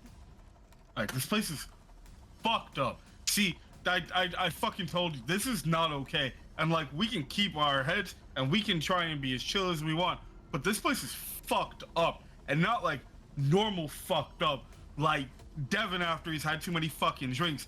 This is like fucked up. Do not fucking talk to me about Devin right now. I swear to fuck, Chad. I'm just saying, man.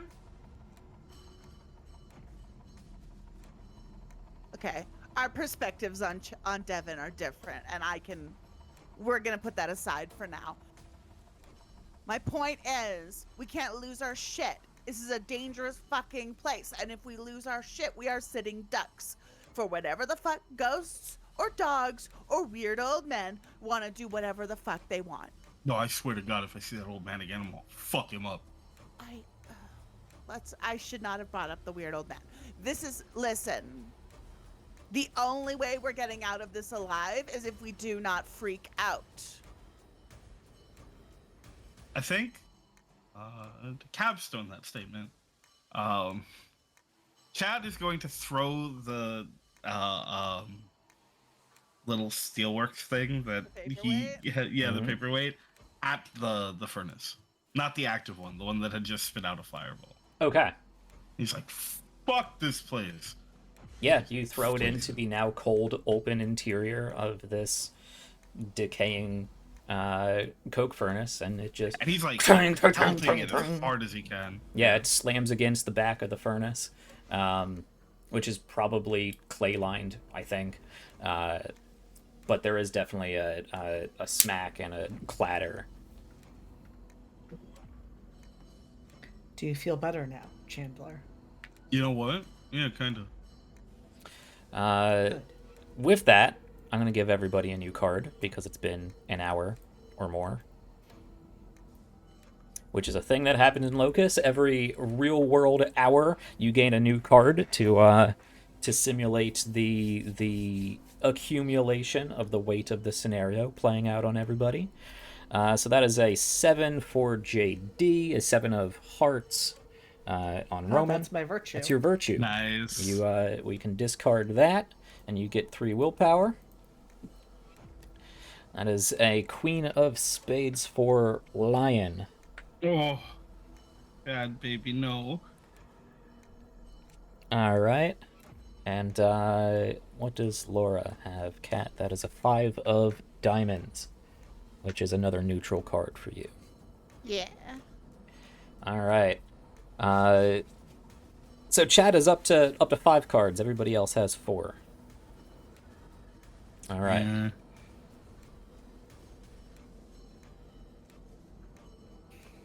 We need to start being nicer to each other. I've been very nice, thank you. Well, then you should have been pitching cards. That's one thing that I think we mentioned this about Locus in the first session. That's fair, yeah. It's your job. Like, Yeah. it's our job to say, "Hey, GM, I've been a good boy, please." Mm-hmm.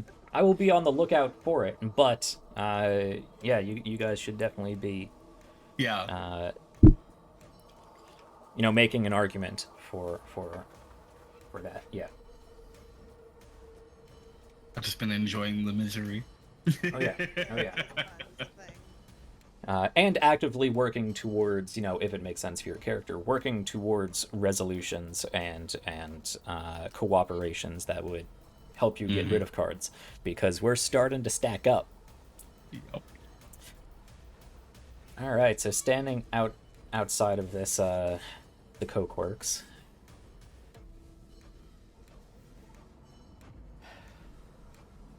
Alright, so what the fuck do we do? I say looking over to Roman. I will say, Roman, you continue to sort of survey the area, and you see all these weird prints about, and you sort of follow them, or you try to follow them. They're kind of localized here. You're not really sure where they came from or where they're going, but you sort of survey the area, and you catch down, several coke ovens down the line. You do see a skeleton, or at least parts of one. I am going to walk towards that skeleton. Oh, likewise. I don't think Chad notices it, but Chad's gonna follow. Just follow. Yep. All right. What do we do? What's the plan, Roman? What are we doing, bro? Chandler, do you see what is ahead of us? Looking over, do I see it? If they point it out, yeah, you see a skeleton lying on the ground. The bones look charred and brittle. In fact, all that remains is bones, and many of them cracked. There's no decaying body that we need to worry about a gruesomeness factor for. So I will leave it to you guys if seeing a skeleton would be particularly freak you out, but it's not necessarily gruesome, just existentially disturbing. I think when Roman points him out, the first thing Chandler does is go, "Oh shit, they extra crispy that dude." And then he laughs and puts his arm around Roman. Chandler, maybe we do not mock the bones. I'm just trying to uplift, bro.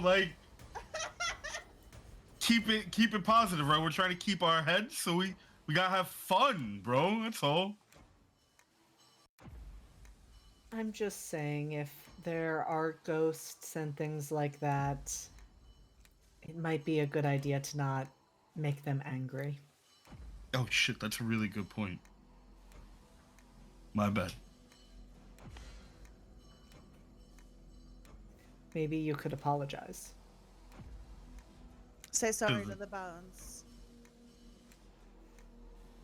You want me to apologize to the bones? I do, Chandler.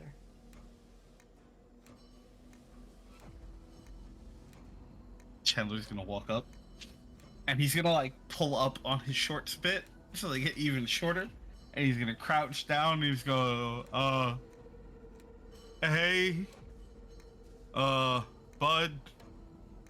Sorry for saying that they overcooked you?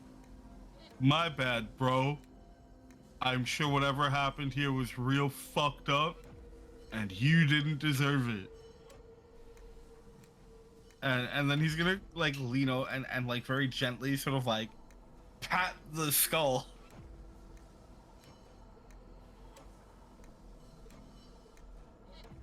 Okay.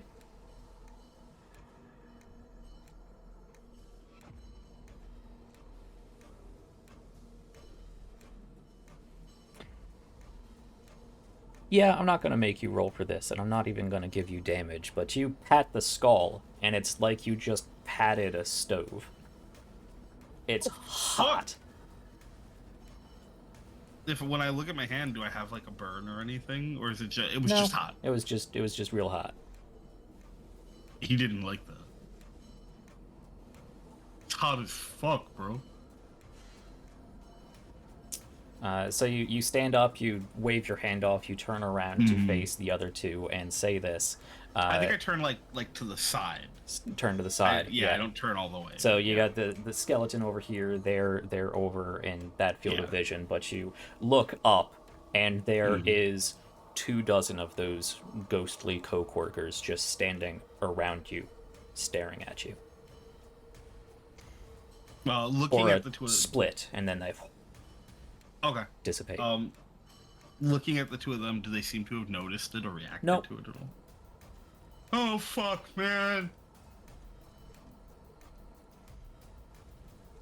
You guys saw that too, right?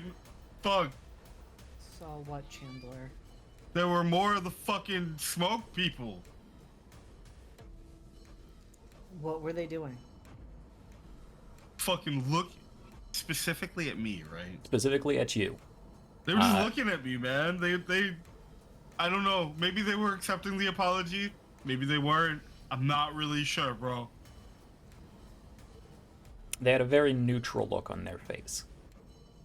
But like, fuck this place. We need to like figure this shit out, man. We gotta get the fuck out of here. And I think that's also the moment when Roman, kind of glancing around and seeing that we're starting to lose the light as Yes. it's getting later, says we also need to figure out what we're going to do for our second night here. Well, we ain't spending it in this fucking dump. I'd rather go back to the shitty house. This fucking dump doesn't have carpets. I'm not sure if that's a good thing or a bad thing. Those carpets smelled like dog piss. That's what I'm saying, yeah. I'm still not fucking sleeping here. Like, we are asking the ghosts to kill us if we sleep here, right? They haven't tried to hurt anyone. Maybe they're waiting for us to go to sleep. The woods.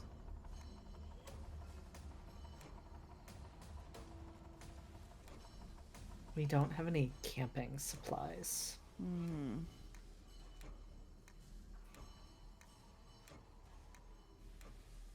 Anyways, we should take a look at this skeleton before we start to plan where we're going next.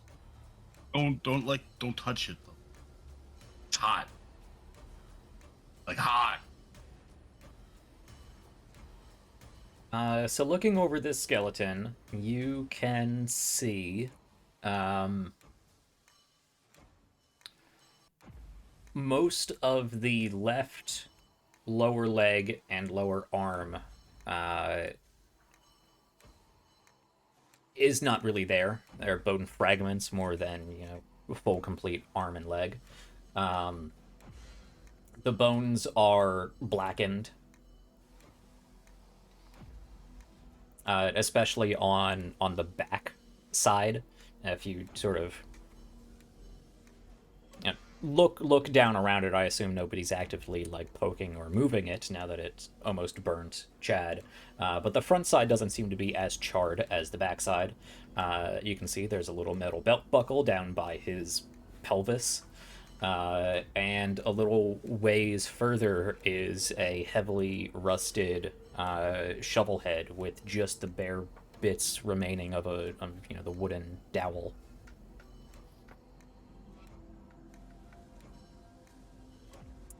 You would surmise just from context clues. I'm not going to make you like medicine check or anything. This guy probably burnt to death.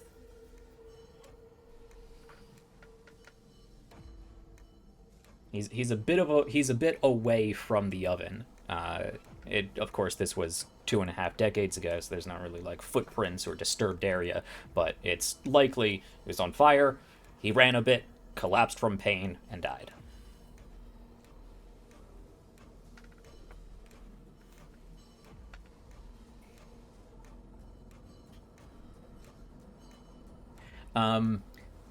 There would also be they had hard hats. I'm pretty sure they had hard hats.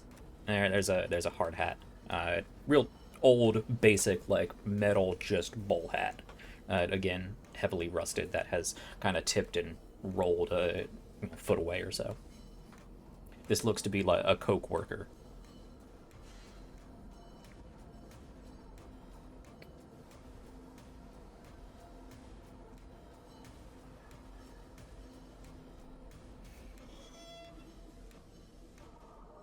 Chad's just kind of like looking around, waiting for whatever Roman decides they're going to be doing. Yeah, same.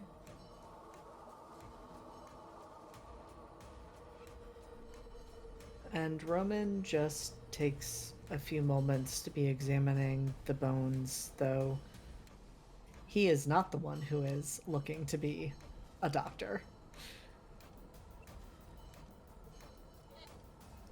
He does not ask Chandler for any advice or help or feedback, though he does gesture towards the rusted shovel head and look at Chandler and ask, would that be something you would want to carry with you in case we run into any more ghosts or those dogs? So the shovel head's like completely rusted over. It's very rusted over. There's like chips missing out of it, and it doesn't have a handle more than like a couple splintered inches. I mean, I'll grab it if you want me to, but that shit looks like it's just gonna explode the first time it hits something, bro. Then we're gonna have to worry about like metal shrapnel and shit, and then we're all gonna have to worry about getting tinnitus. That shit's fucked up. You don't want it. This is no joke. This is one of the wonderful things about you, Chandler. You are able to provide that context. I got you, bro. Yeah, jaw locks up, get muscle aches, your ears start ringing. It's real bad.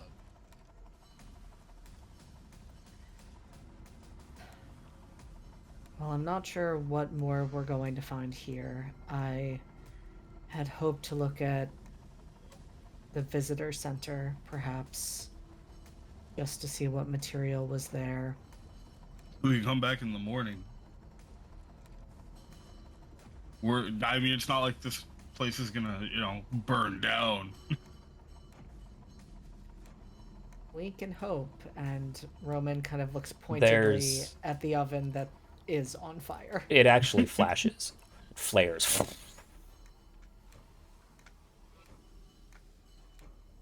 Look, we're gonna find somewhere to chill out. We're gonna recuperate. We're gonna figure out how the fuck to deal with the ghosts. We're gonna find our way out. We got this. It's gonna be all right. We got this. We gotta get the fuck out of here first. But then, let me take a moment and reassure you both that I will fuck up any ghosts that try and fuck with y'all. You know I'm not gonna let any ghosts hurt y'all. Of course You're my not. boys.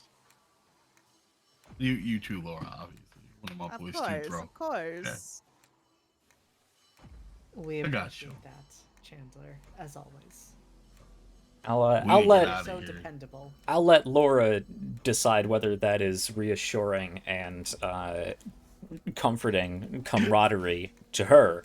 But Chad is making an attempt to draw upon his virtue of community and bolster the group here, help keep everybody together. Not necessarily as motivated as Laura, but more concerned with keeping everybody together and protected. So Chad, this is working within your virtue. So go ahead and discard. Acting within your own virtue. Where are you? Should be discarding any suit of cards, so you can get rid of one of your haunt cards. Yes, I will be getting rid of this queen. All right. Now everyone's back down to 4 cards. For now. For now. So what is the plan here? You could try to investigate the visitors center. Depending on how long that takes, you might lose light, and again, there's no electricity here, so it would not only be difficult, but also at night after dark in a apparently haunted area. But you could stay and try to check that out. You could hunker down here somewhere. You could go back to town. Oh, what's that guy? The sheriff dude. We could go talk to that guy. See what the fuck he knows. I mean, we could certainly try. It wasn't as though we received an address where we could find him. Yeah, but like, how many people could there possibly be in this shithole? And like, he can't be less helpful than that old piece of shit.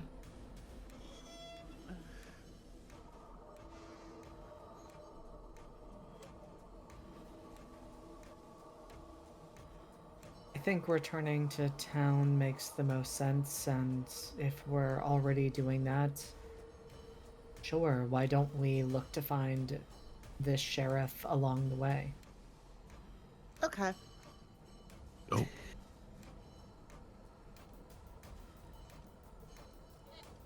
All right. You guys can begin your trek back down into Jolston proper. Not terribly long since you made the trek up here, since you didn't do so until late afternoon or so. Yeah, you can make your way back down that same main road and into town. So, I think on the way down, Chad, to try and keep spirits up a little bit, is going to be talking to both of them. Was like, yeah, you remember how like I was telling you on the way here about the subliminal messaging shit? Yes, I do recall that. Yes, Chandler. So, like, one of my professors was teaching us about it, and that shit fucking works, bro. The other night at that fucking party, and Christine was there, and I was talking with her, right? And I was like, try and act all nice and shit, because, you know, that's how the girls like. But, like, and then every so often, I'd be like, hey, would you like another drink? Take off your clothes. Hey, do you want to, like, go sit on the couch or go up to the bedroom? And just, like, peppering these little things. That shit worked, bro. Because you got her to your bedroom. Yeah.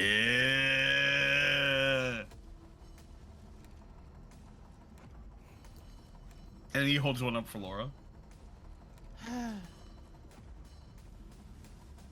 Laura rolls her eyes so hard she feels physical pain. Mm-hmm. That shit's like magic. Because Laura knows Christine, and she's been interested in chat for ages.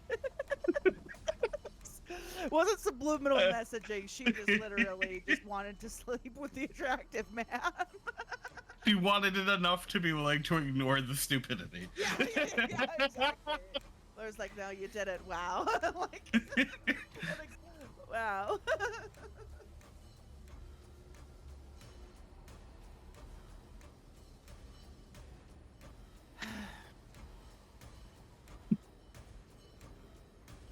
And I'm gonna be a good fucking doctor. I'm sure. Yeah. Your heart is as big as your tits. Yeah. Gonna flex. Yeah. My shirt is too loose. I can do it. This one skill I have retained from when I was in shape, but You gotta hold on to a couple of them. yeah, but unlike Chad, I am both no longer in shape and not wearing a very tight house shirt, so you can't tell. Yeah. Maybe that if you get the mayhem meter up to 50. Don't make promises our terms of service can't keep.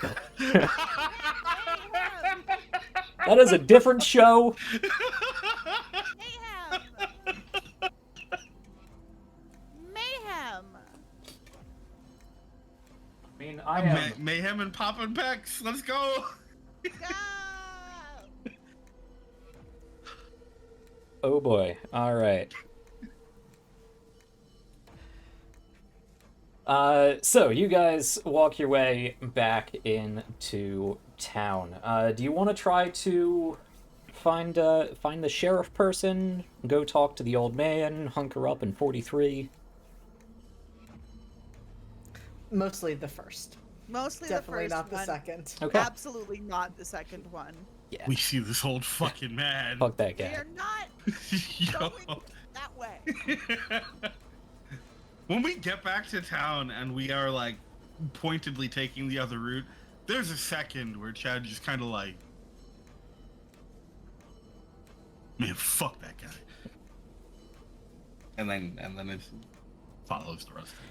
When you get back to basically the same point, just inside the, just inside that first few buildings on the main street where you initially saw these ghosts walking outward, all of you, again, see these ghosts walking back into town. They don't seem to pay you any mind, but you do see them. They move with you, or perhaps you stop, but again, they move about 100, 150 feet before they just disapparate. Chad's gonna like position himself between the rest of the group and the ghosts, and his hands are like very clearly at his sides, but are very clearly balled into fists. All right. Quitting time. Yeah. Be about that time. Fucking better be.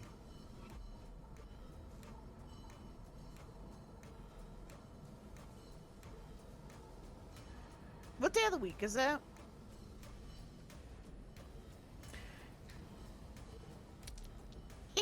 I'm that player. Oopsie. Wednesday. Okay. Hump day. Yes. Okay. If the ghosts are going to work, I want to know when the weekend is. Yeah, no, that's fair. That's fair. I mean, this is an office job, so I'm sure they produce 7 days a week. But I mean, probably not everybody. Not everybody. It is a highly unionized, unionized job, so not everybody. Yes. But I think there is still a weekend crew. All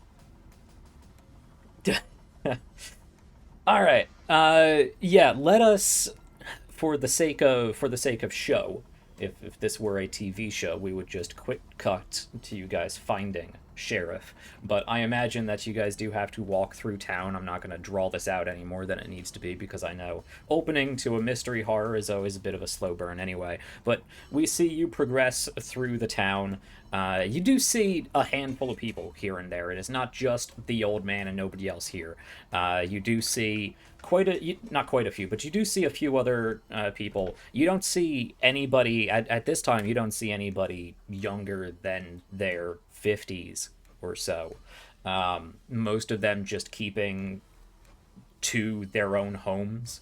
You see that there's a lot of this town is just row houses or row shops, but a lot of the buildings are very much connected. You can see, however, you do catch sight of like candlelight, the flickering of a light fire inside some of the buildings. It doesn't seem like electricity is really a big thing here. So you do see some evidence that some of the buildings are occupied. Occasionally, you see some people out on their porch. They all look at you, not necessarily as menacingly as the old man in the first house, but definitely not unused to seeing visitors, and not particularly interested in engaging, if unless otherwise pushed. But you can stop and ask around. Eventually, you are pointed to Sheriff. It does seem that everybody knows who Sheriff is. They might not necessarily know exactly where to find him at the moment, but they do point you towards his residence, and you get the sense that he's actually a fairly well-respected individual in the town. But they do call him Sheriff, as opposed to the Sheriff, or refer to him by a name. He's just Sheriff. So we will cut over to Sheriff's house. It is, once again, just one of a number of relatively nondescript seen better day row houses, and you can walk up and knock on the door.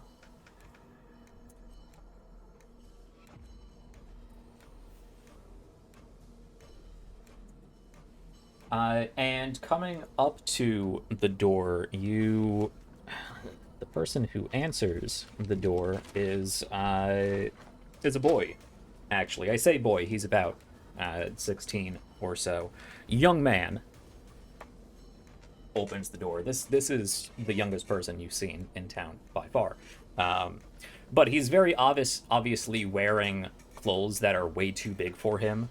Like, this is probably his father's clothes that he's, had to put on, sort of tie in the back, or get a real long belt with a few new notches clipped into it to really cinch the pants together. But he opens the door, and you can see there's an immediate change of, I wonder who this is, to who the hell are you people? Hey, little dude. Is your dad around? You're not from around here. Didn't know we had any new, Yeah, Dad! He calls back to his father, who rounds the corner not long after that, and you do see a man in his mid-40s, you'd say. You see a woman peek her head past the frame of the hallway door as he walks out. Yeah, probably this blonding, graying, short, curly ginger hair. Definitely looks Irish descent. Has a bit of freckling, relatively pale skin. He'll walk forward, sort of put his hand on his son's shoulder and sort of scoot him back. Seems we have some new visitors in town. Well, I'm sure you haven't seen the kindness of hospitality, though I will be asking what you're doing here, but he holds out his hand. I'm Colm Kilkenny. A pleasure. Laura shakes his hand. My apologies. Laura Townsend. Can I have that name again one more time? I'm sorry. That is Colm Kilkenny. Colm Kilkenny. Perfect. Thank you. I just wanted to make sure I heard that right. It's a pleasure to meet you, Mr. Kilkenny. Roman Hargreaves. He doesn't seem to recognize the name at all, but his eyes draw towards you, and they immediately go down to the logo on your shirt. There's a very quick glint of recognition. Chad. He sort of straightens at that, but not necessarily any sort of hostile or off-putting way. Just definitely a recognition that sort of stiffened him a bit. He nods to you all. We're not here for pleasure. I'm afraid we had a breakdown. I'm sorry to hear that. It's fucked up, man. Not many folks come to Jolston anymore for anything resembling pleasure. I'm not sure. I doubt we even show up on any modern maps. And Chad kind of like leans in to Roman, and way louder than it should be, he's like, "Yeah, no shit." Chad. Yeah, what's up? We'll have this conversation a little bit later.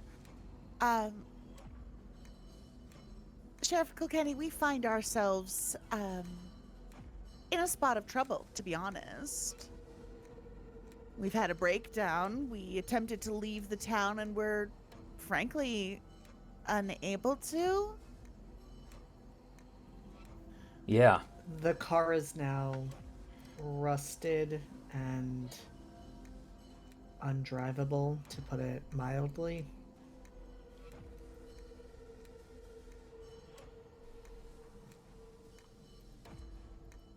That does seem to happen here. If nobody's told you already, I can't imagine we're all that hospitable bunch. It's a story that we've heard before, not for a long time, but does not seem to be any way out of here.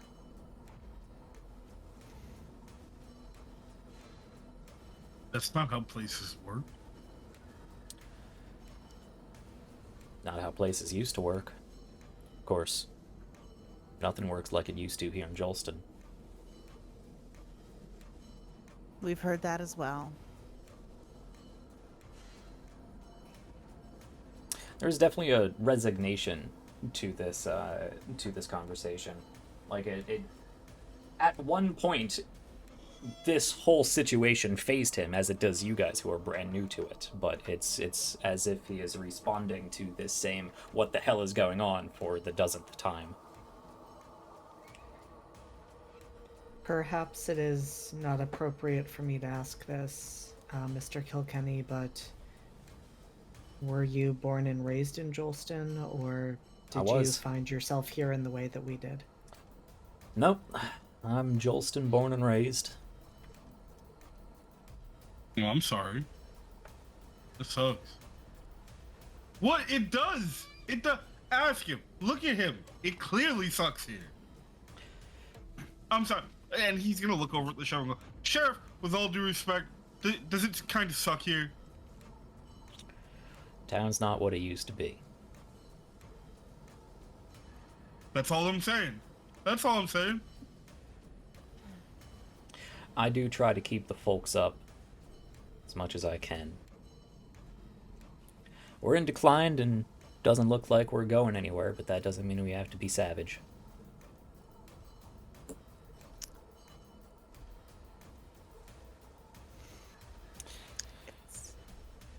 We would appreciate any guidance or direction, I suppose, at this present moment, Sheriff, as we find ourselves very much at a loss. So, you say you weren't meant to be coming here.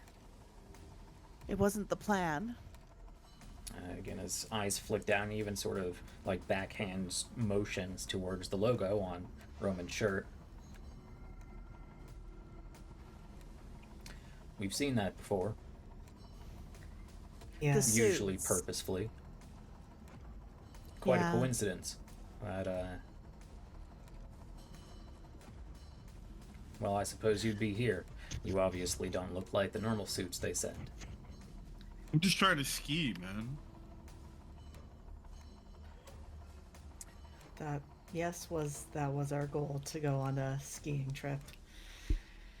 Well, unfortunately, you won't get much of that around here. Not the weather for it. True. But we've heard about the suits before. They also don't leave, huh? Last bunch to come around 5 odd years ago or so. Can lose track of time around here. They came, they asked a bunch of questions, went up to the steel, and at first I assumed, when they first started coming, 20 years or so back, first simply assumed that they found their own way out somehow. Maybe by boat, maybe by rail, maybe they knew something we didn't. Hadn't quite sunk in yet.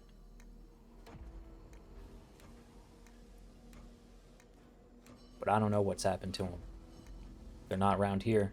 They're not residents. They went up to the steel, they didn't come back.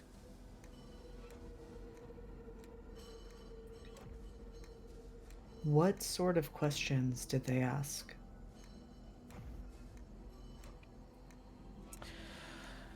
They wanted to inspect the steel, that's what they said. Routine inspection of corporate assets or some such nonsense.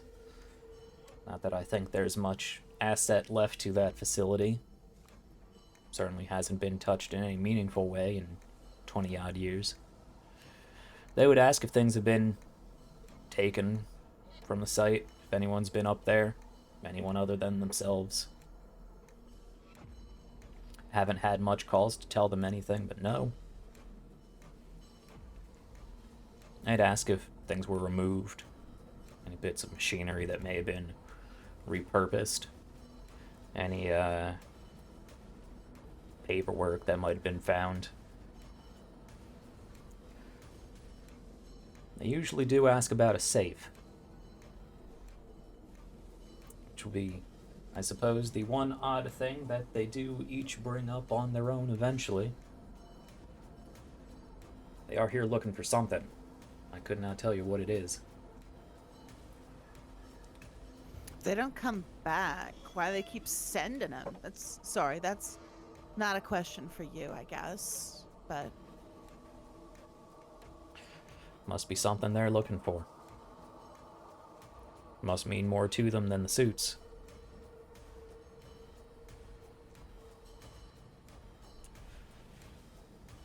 Ask plenty around here, they won't be too surprised neither.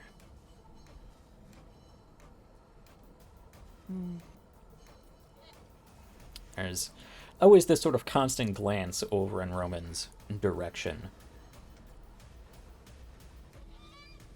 well, right now our biggest concern is a clean place to sleep and a decent meal.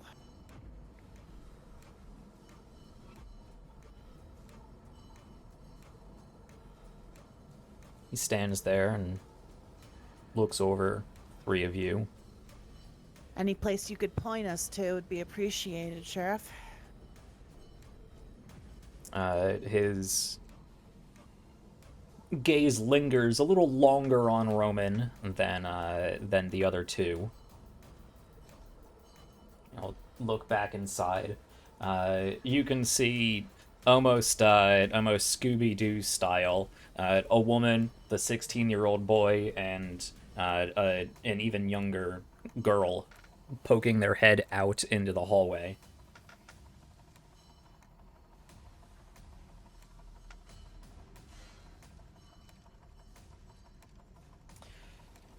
I can't offer you a room here, but I can set you up with one next door, and Maria here is fixing up some supper. I'm sure you haven't... Doesn't look like you have anything with you, and it's not exactly a thriving grocers round here. Can't spare much, but if you're in the mood for some stew, I could bring you some bowls. That would be perfect. Yes, that Thank would you. be appreciated. Like beef? Sadly, no. Not a lot of cattle around here. What kind of protein you got in the... Not much. We do a lot of our own farming Every now and then we catch some fish that we tell ourselves are edible. See about scrounging up a dog, but they're more trouble than they're worth. Yeah, they are. Dog meat. Man, No, they're more trouble than they're worth, chat dear. fuck this place. Unfortunately, not a lot of bovines employed at the steel.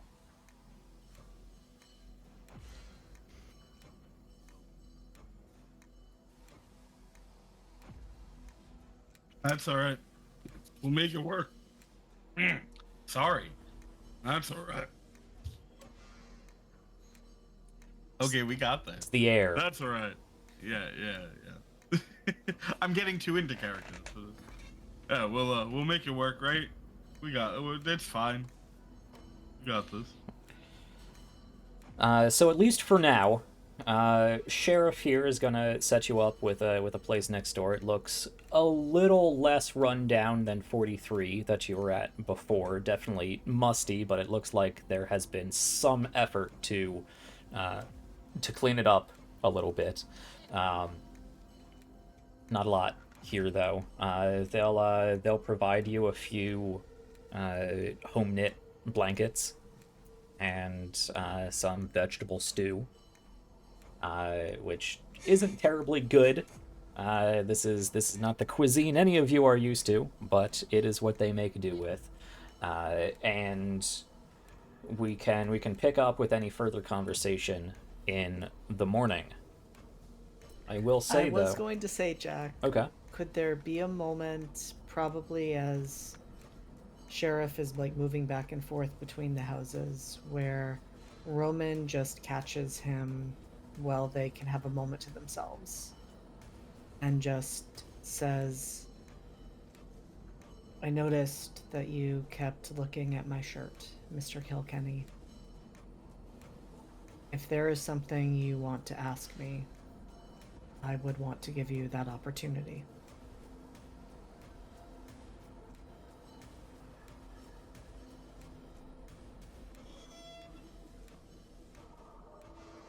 That talk can wait till the morning. Fair enough. It has been a long day. We don't have the luxury of keeping the lights on after the sun dips.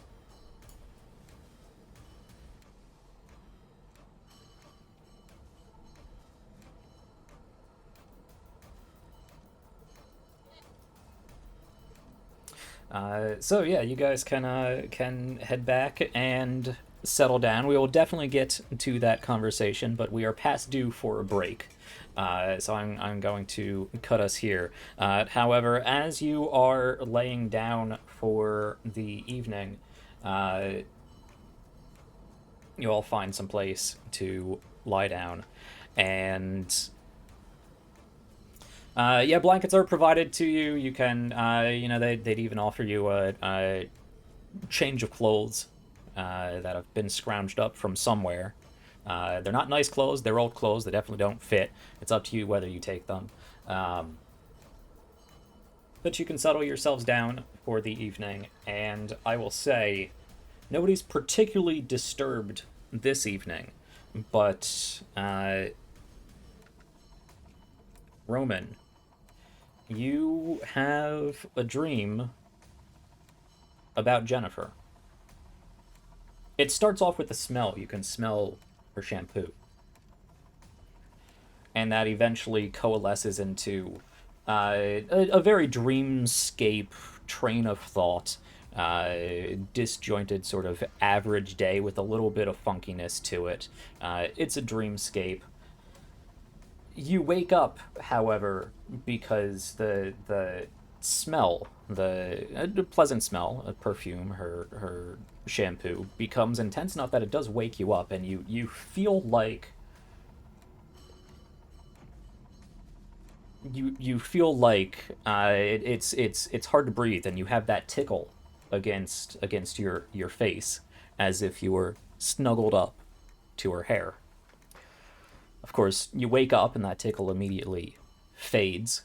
It's easier for you to breathe again. It's dark, but you blink your eyes open, look around, and you can see, you look over to where Chad is currently sleeping, his fanny pack off to one side, and you're still trying to get your bearings, but you see again this waft of Jennifer's long red hair as it passes by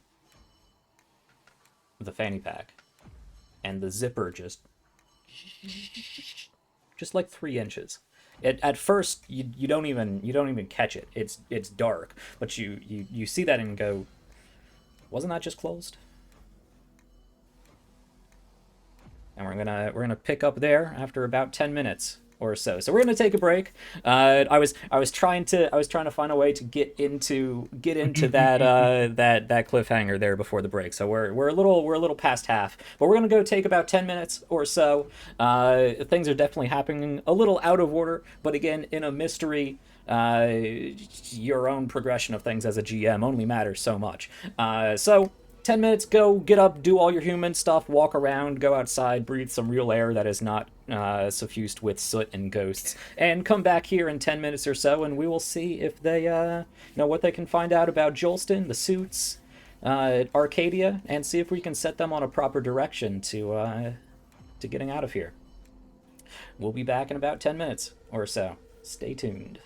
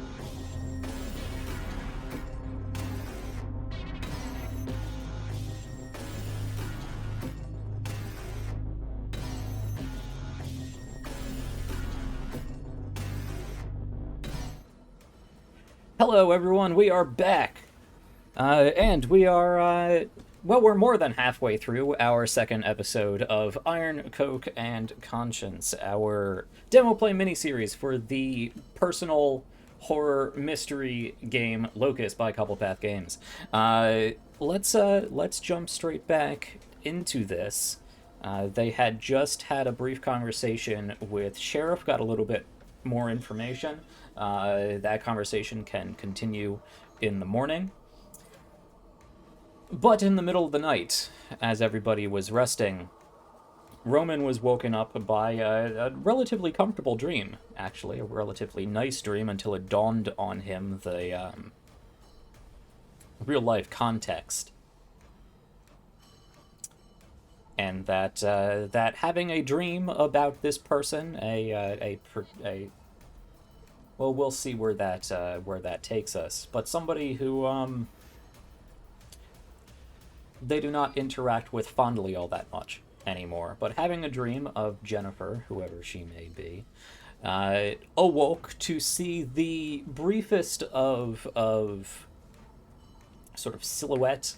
There is the association of the smell of her shampoo, the breeze catching of her hair, and a bit of a silhouette as his eye was drawn to the attention of Chad's fanny pack, where he keeps all of his candy. Supplements. With the zipper apparently having been opened, it's unusual for it to for Chad to keep that open. Does Roman do anything with this?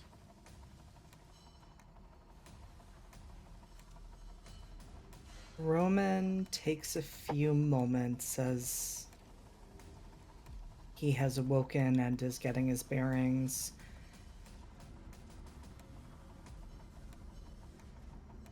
Being rather angry with himself for missing the scent of rose petals that he associates with Jennifer. But then with his eye falling to the open zipper, he moves as quietly as he can across the room and does something he probably hasn't done before, which is opening up the fanny pack the rest of the way to look inside. Yeah. So inside you see a number of little transparent orange bottles with the little white twist caps. Back in the mid to late 90s, not nearly as sophisticated and complicated and frustrating as modern day medication bottles. You could really just pop the lid off. There's a number of them. I imagine, Chad, they are fairly neatly organized. It's not just Oh, one yeah. bottle with a whole bunch of different crap in it. They each have their own different bottle. Yep. Inside, I assume there's a small wad of cash. Yeah. And Little vial of white powder. Medication bottles with pills, probably a few little knickknacks here and there, coins, whatever. You do, however, see a chain, little silver chain. You tug on that, and attached to it is it's a necklace that you remember getting for Jennifer. Real silver, with an inlaid ruby, a small one, not terribly expensive, but it is good quality jewelry, sterling silver, finely crafted with a precious gem inside, probably worth quite a bit of money. And Roman holds that in his hands and then looks at Chad, looks back at the necklace, and closes his fingers around it for a moment, gripping rather tightly before putting it in his pocket and then closing up the fanny pack as though it was never open. Okay. And with that, I assume you lay back down and try to get back to sleep? I don't even think he tries. I think he just kind of lays there staring at the ceiling, thinking about what just happened. Okay.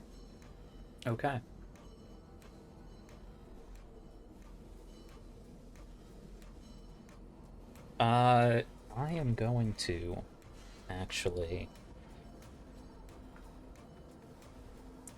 Roman, roll me 3d6 and just tell me the result. I'm being sneaky. That's a 1, a 5, and a 6. Ooh. Real good or real bad? Oh man. That's a big old train of boxcars I just rolled. Oh. Choo-choo! Choo-choo. Interesting. Okay. You stare up at the ceiling and you just get that sort of consensual ring, concentric ring of varying darkness. I don't know if anyone else gets that. When I stare at darkness, I just get these rings that sort of... Anyway, it's darkness. You don't really see anything. There's not a lot of light coming in, and there's weird sounds all over the place. I mean, floorboards creaking, wind moving through the walls, the weird dark bark blasts of dogs every now and then out in the distance. You don't notice anything. But come morning, when you all wake up, Chad, you do not have your blanket, and in fact, Laura has two.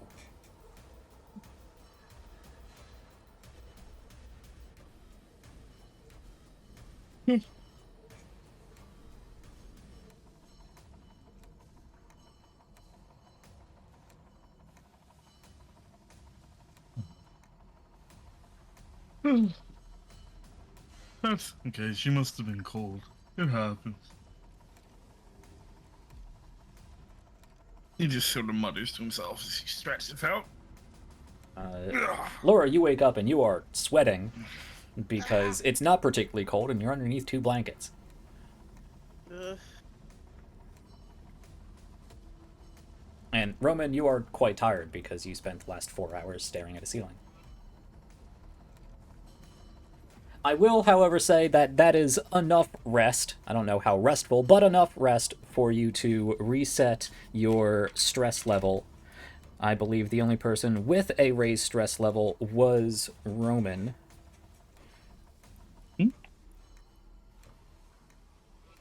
So you can lower your stress level, and anytime your stress returns to uneasy, which is the lowest stress level, I believe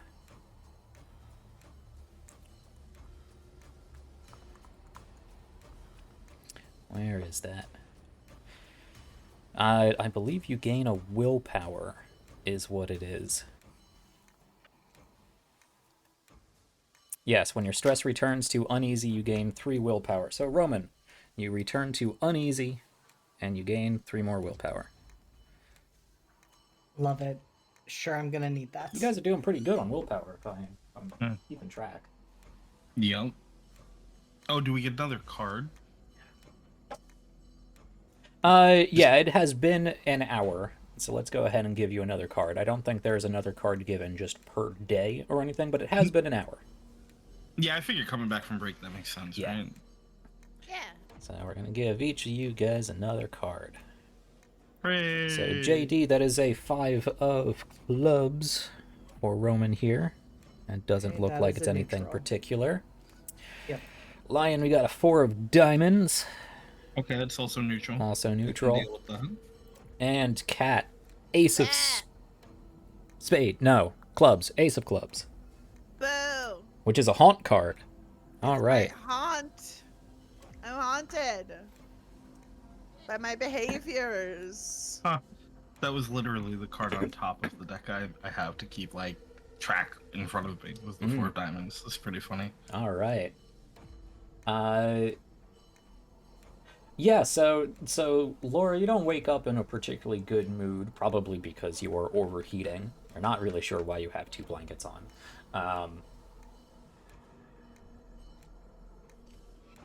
Yeah, so you just wake up in a little worse of a mood than everybody else. Ugh. You good? Yeah. Yeah. Ugh. How are you? I'm alright. Just a little sore. But I'll be good. I'm fine. We got this. We got Last day, right? Last day. last day. Is there a working bathroom here? Do we know? There is a bathroom. Whether or not it works is a different story. Let's see. Plumbing, mechanics of a toilet. I mean, it's a pretty simple pressure system. You push the knob, the water goes down. It's just a matter of if it would fill up if it's connected to anything, I believe is the mechanics of toilet. Yeah.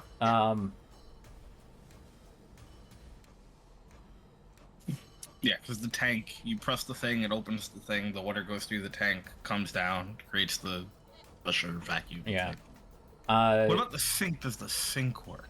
You turn the sink on, and it does sort of drizzily spit out this kind of brownish water. Well, with no excuse to go anywhere else, I think Chad is just gonna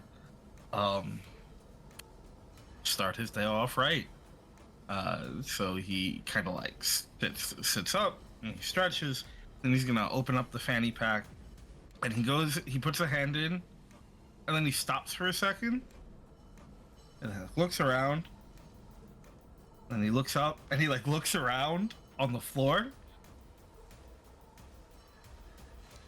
And Roman just watches. And he like gets up and he'll do the little like lap around the couch, and he'll move the cushions and whatever else. And eventually, I mean, he'll sit back down and he'll just pull out the vial, the white vial. Did Start. you lose something, Chandler? What? Did Yeah, you lose something? yeah, something like fell out. It's fine. It doesn't matter.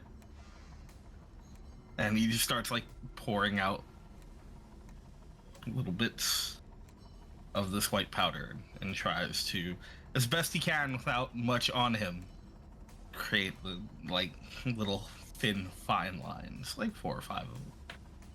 I mean, I imagine it's part of your candy paraphernalia to have a little, probably dull razor blade and a I don't think he would keep a razor blade with him. I don't think so. Okay. Maybe his ID. He would use his ID. There you go. I think that's what he would do. Yeah, he would use his ID. I think Laura's like in the bathroom. I think given that Laura is in the bathroom, Roman lets Chandler get through most of his routine, and it's probably just as Chandler is leaning over. Yeah, so he like rolls up a dollar bill, and he's gonna like first he leans over, but there's like there's a discrepancy, I would assume, between whatever is left of what I imagine to be some kind of rotting end table. He's gonna sort of like get down on his knees on the floor and then lean in. And right as he's doing that, Roman reaches into his pocket and says, "Was this what you were looking for, Chandler?" And he like is in the early stages of removing the line from the table. Tight. Tight.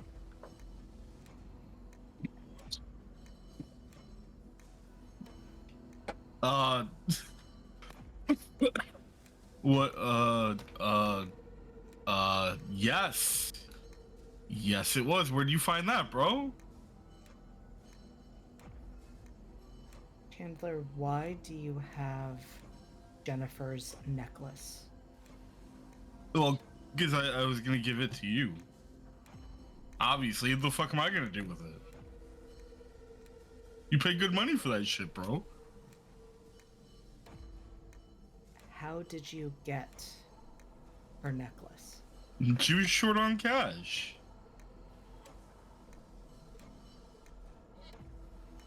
What do you mean she was short on cash? Well, you know, if we were no longer friends, I'm not gonna give her shit for free anymore, bro. Just because you hit it doesn't mean she gets like to hit the pharmacy whenever she wants, bro. You were dealing to her. Well, yeah. She never told you about that? I mean, like you were there. You know we've done shit together, bro. Chandler, there is a difference between doing lines of coke together occasionally and giving you this necklace to pay for product. I mean, I figured you'd want it back because, like, fuck her, right? And there's an easy way to get it back for you. I was gonna surprise you when we got to the lodge, bro. You held on to this for weeks and weeks to give it back to me at the lodge. Yeah. We've had this trip planned forever, bro. Like, I figured it would be a hype way to start the weekend. You know, we don't gotta worry about her anymore fucking with your shit. You get back something that you spent your hard-earned money on, and then we just get to chill, get fucked up, hook up, and fucking hit the slopes. Both slopes. You thought I would be happy about this. Yeah, why wouldn't you be?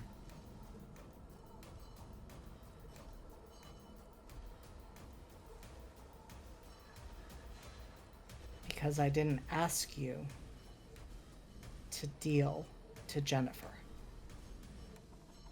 I mean, you don't gotta ask, right? Like, you were done with her, right? I mean, she wasn't done with you, but like,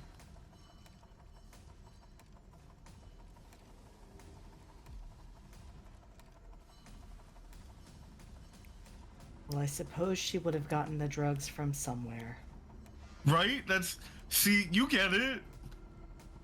And he's gonna like hold out the bill.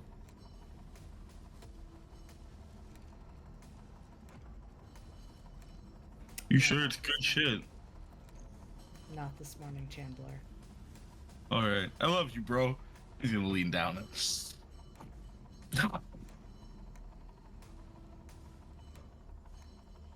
Roman's gonna leave it there for the moment, though he does put the necklace back into his pocket. Chandler will polish off his lines and then start banging the table. Let's fucking go! Last day in the shithole. We got this. I think we have a brief shot of Laura around the corner, having come out of the bathroom and not emerged into the scene.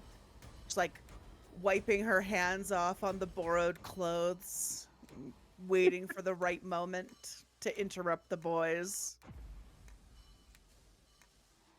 You probably called a fair chunk of that conversation. Well, there's no need for them to know that. Yeah. Last day in this shithole indeed, boys. Also, as a reminder, you need a mark on the item that I've used one more. Oh, I did. Okay. Yeah. Cool. No, I'm on Sorry. it. Yep. Gotcha. But yes, good pointing out for the demo play. Anytime an item is used, we notch off a box on its equipment tracker. It has up to 8 of them, though most items come with some notches already filled in, before it gets to the damaged track. And yeah, that was actually Chad's last free box of... That was number 3. Was that number 4? I thought I had 4. There was, when we first got here, after dealing with the old man the second time. Mm-hmm. Yeah, you did drugs when you saw the man. Yeah. No, you were about to on the way to the factory from the ghosts, but you got scolded. But then by I Goblin and didn't. Yeah. There you So go. I think this was number 3. Number I think I 3. have So you have more, one yeah. more box of guaranteed drugs before you have to start rolling your durability test for it, Not good. which I'm sure we will get to. Oh yeah. And when Laura comes around, Chad still got a little bit of white under his nose, and it's like we're rubbing the last like round so get into his gums. This is obviously not new to her. Like this. Is not, No. This is like every day at the frat house. Yeah, anyone who knows Chad knows full well what his day is like. Yeah. So, what's our first stop?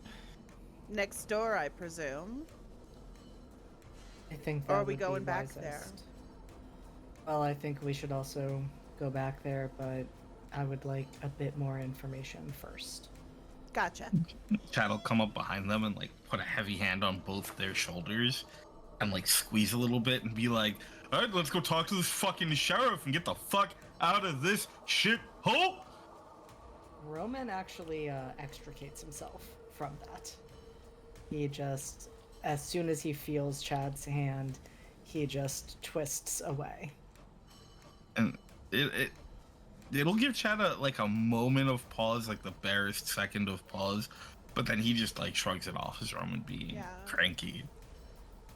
All Laura right. kind of reaches up to give Chad a conciliatory little pat on the cheek, just like, don't worry, we got this. Yeah. Just maybe Roman and I should be talking to the sheriff, huh? Alright. Not everybody gets your charms at first.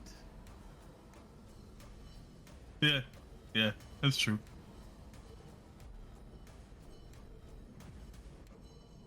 Alright, let's do it. Let's do it. Fuck yeah. All right, we will cut over to the 3 of you sitting around a very old but better kept little round table inside the sheriff's house. You were invited in. They do offer you what they call tea. You got to boil the water here anyway, so you might as well steep something in it.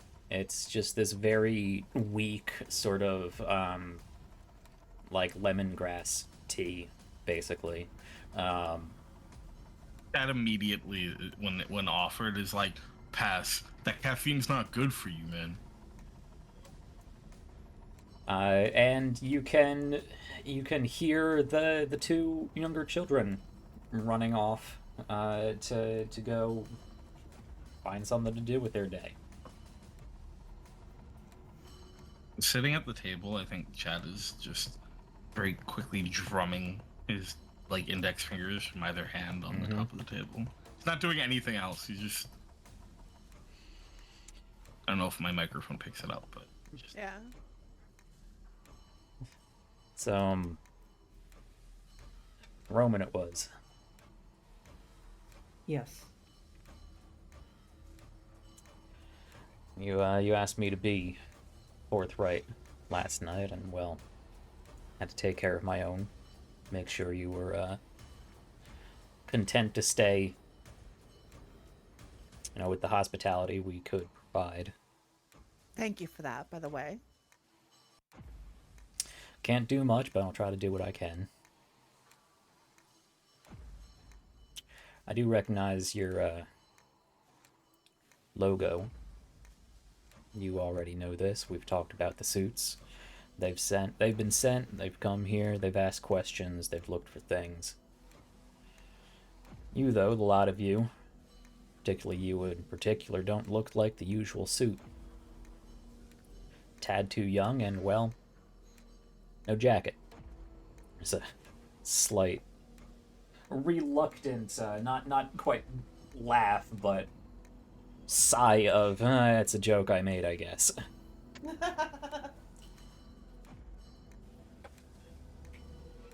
And you just wound up here.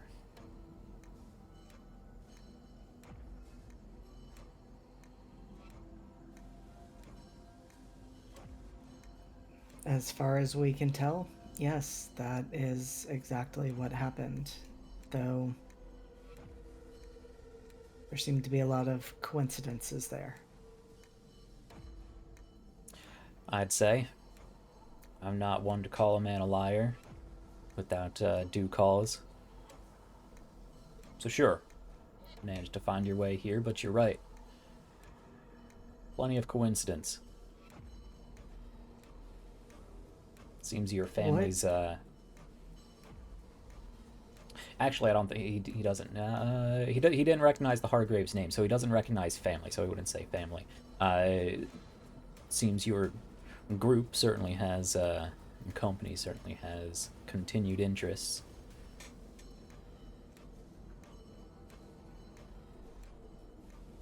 Not sure why you in particular will wind up here if you weren't supposed to.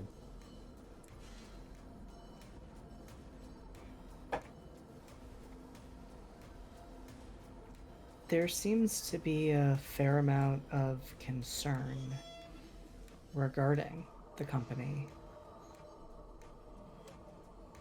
I could imagine them coming by and asking questions would bring up a lot of, well, historical trauma tied into what happened at the factory, but I may be going too far in saying hostility seems to be a piece of the reaction when people recognize the logo. Folks around here. Well, can't say the normal suits and ties they send over here are particularly cordial, but I can't say that's the bulk of it. No, when the steel crashed after the accident, it wasn't just folks around here that wound up dead. Jolston was abandoned. Workers abandoned. People who've worked at the steel for 30-odd years. Generational workers. Fathers, sons, grandfathers. Little tykes grooming to take over the shovel. The irons. Levers. All, just sort of dropped. Workers lost their pensions, lost their benefits. How else was the suits gonna make sure their pretty pockets were properly lined after losing such a asset, I believe they call them. Folks around here, who's left? are, well, the remnants of those who had to make do after all the money and the support dried up. After everyone who could get had gone.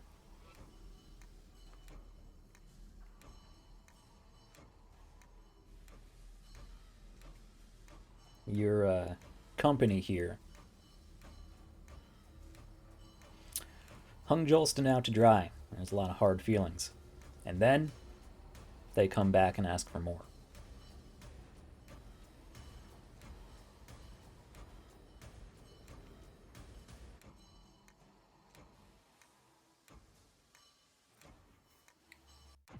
Well, then I could certainly understand that anger and hostility. I will be honest in saying I had no idea. Well, it's a big company, I'm sure.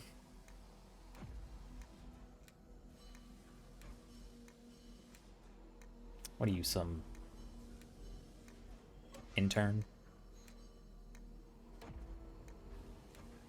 Roman bristles at that. I mean, no offense. I think Chad like actively sort of stifles a laugh poorly. No offense taken at all.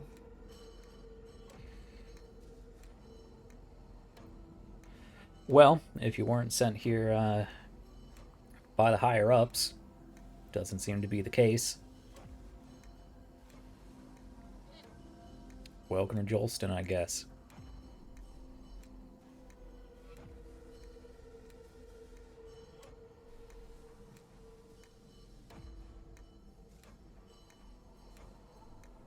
You said that others have found their way here in much the same way that we did. Occasionally. Has anyone ever left? It's people who aren't here anymore, though I can't say for certain if they left.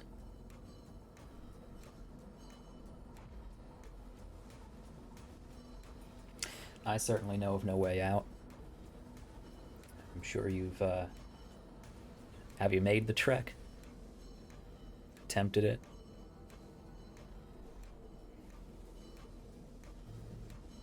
Yeah, Laura's just silently nodding. Yeah. Didn't used to be that far from the main road. It does get unseasonably hot all year round.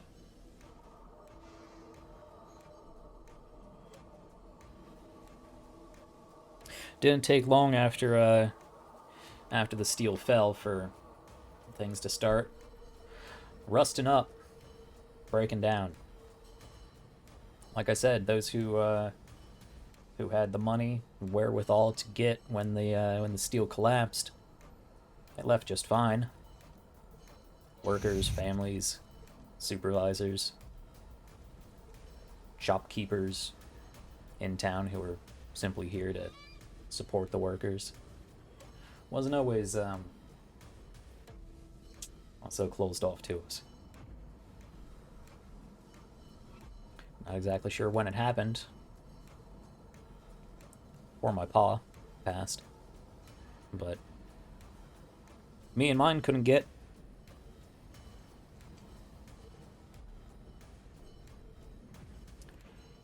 Every few years or so, we might get some new folks, usually suits. Every now and then, some wanderer will come by.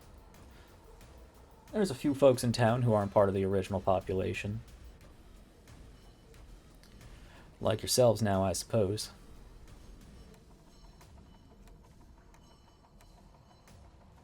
And Laura makes a tight smile at that while glancing anxiously at Chad.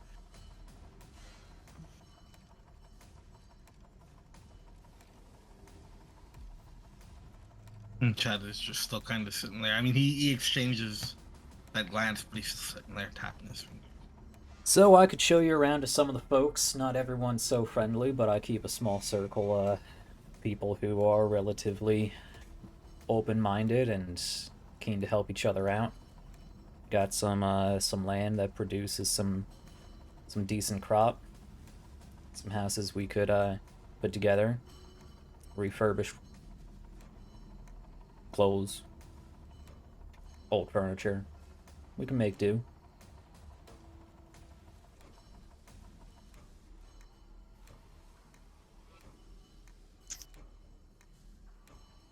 Laura's kind of doing a little bit of quick math.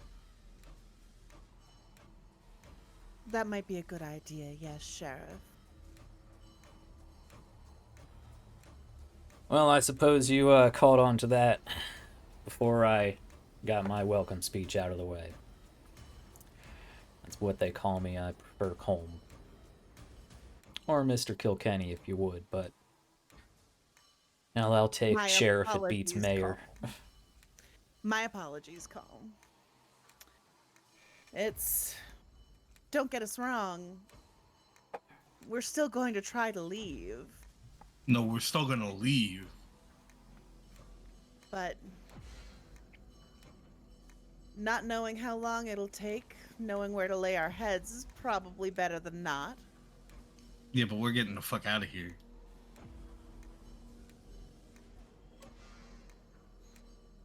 Yes, Chandler, that is the goal.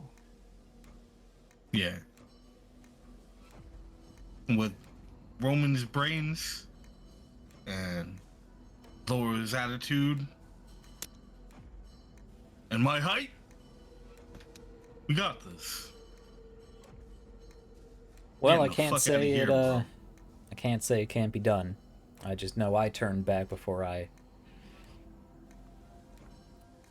got too far.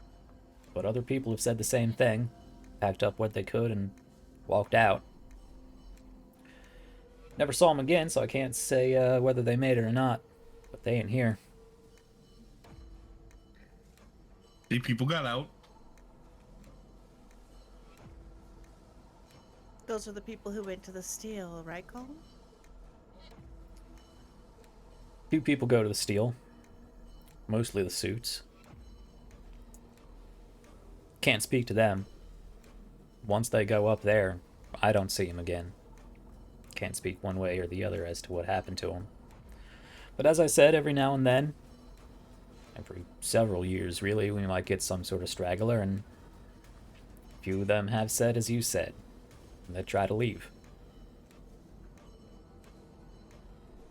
Could work.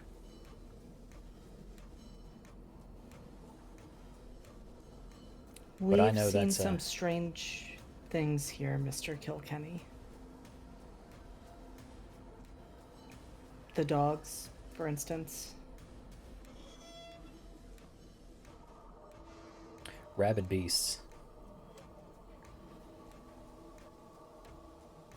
And I know it sounds unbelievable, but I believe we saw ghosts yesterday.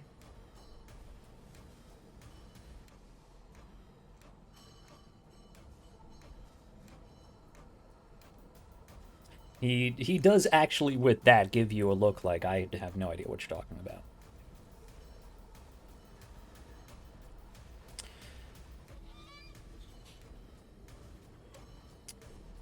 There's a lot Well, of fucking ghosts, bro. like I said, I'm not one to call anyone a liar, but maybe we can get you some bigger canteen to carry with you. I mean, you can, but I don't think that the ghosts are scared of water, though.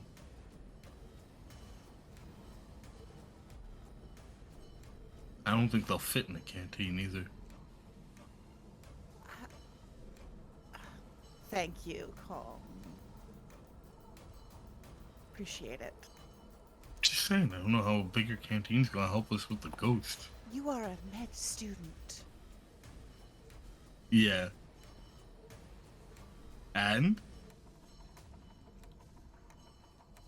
He's saying to stay hydrated. Oh, yeah, I mean, we've been staying hydrated. I said that yesterday. The illusion being made here, Chad, my dear, is that we perhaps have been dehydrated and have not been seeing things correctly. Now I know that there's no offense meant by that statement, but let me tell you, bro, he says, looking over at Colm, I work my ass off staying hydrated and keeping an eye on my hydration. And let me tell you, when I get dehydrated, I start getting dizzy. I see these little like light rings. You know what I don't see are ghosts, bro. Those ghosts were fucking ghosts, bro. Well, I can assure you we apologize. haven't had anyone working at the steel for quite a long time. The Those are environment of the old place ass ghosts. took its toll on us, I fear. It has been a strange past 48 hours.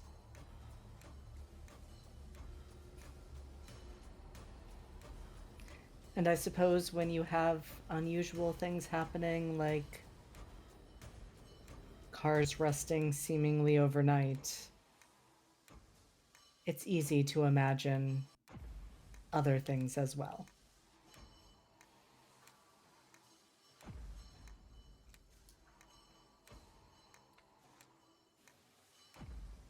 So, all right, I just want to make sure we're all on the same page here then. So like the car rusting right away, and like the walking for like 4 fucking hours and getting nowhere, and the like smoke coming out of the rundown mill.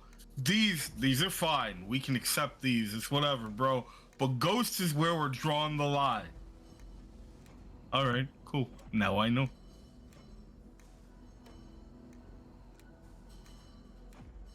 And I'm not sure I particularly understand your offense at coke workers, it sounds like.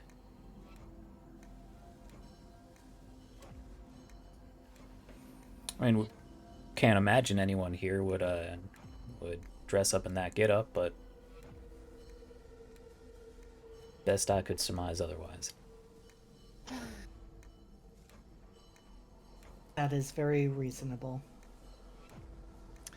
Regardless, your offer of the canteen is very generous. Thank you. I'll see what I can do.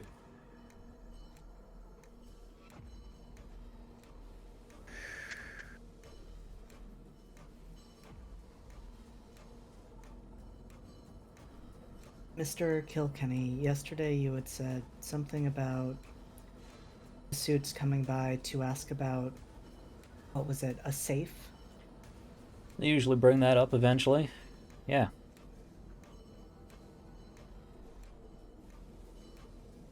Something they expected to find up at the steel mill? I'd imagine. They do ask whether anybody's been up there of late, whether anybody's taken anything back. Used to be, we'd tell them, scavenge the place for what parts we could find, what may be usable, but never pulled anything more than,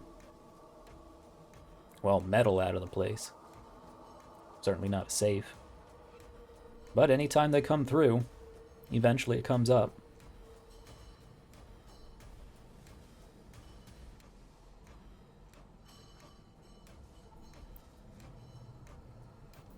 And all of these suits have ties to Arcadia Incorporated? Yes. That is what they're calling it now, as far as I understand.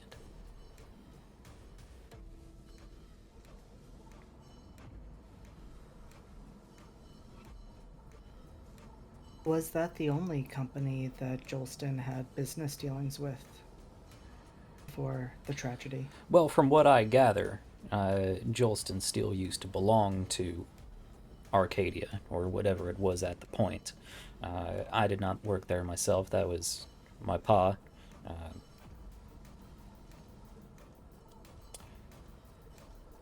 Can't imagine anything I would remember of that would speak to any particular tie. But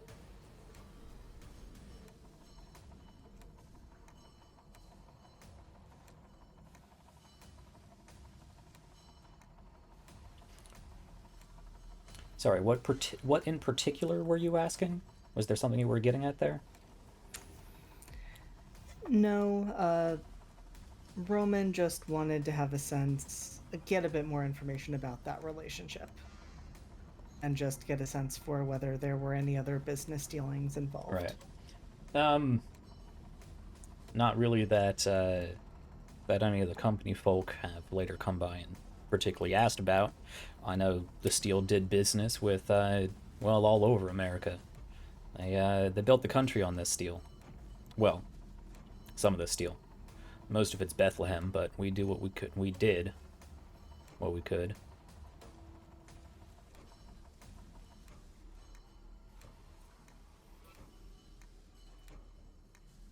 I tell you, those folks got it easy.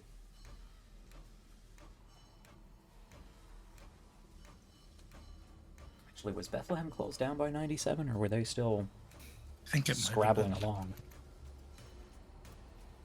Yeah, I'm pretty sure it was because, it was down by that point. Yeah. The 80s. Yeah. Yeah. Because Billy Joel mentioned it in his song about Allentown, which is partially what this miniseries is based off of. I mean, Sheriff here's got no way of knowing that, so. Yeah. Huh.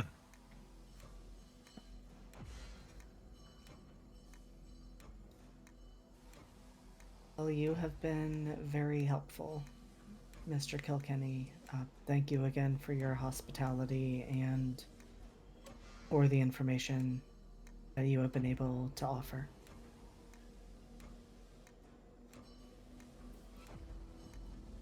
Well, I try to do what I can here. I'll set you up if that's what you'd like.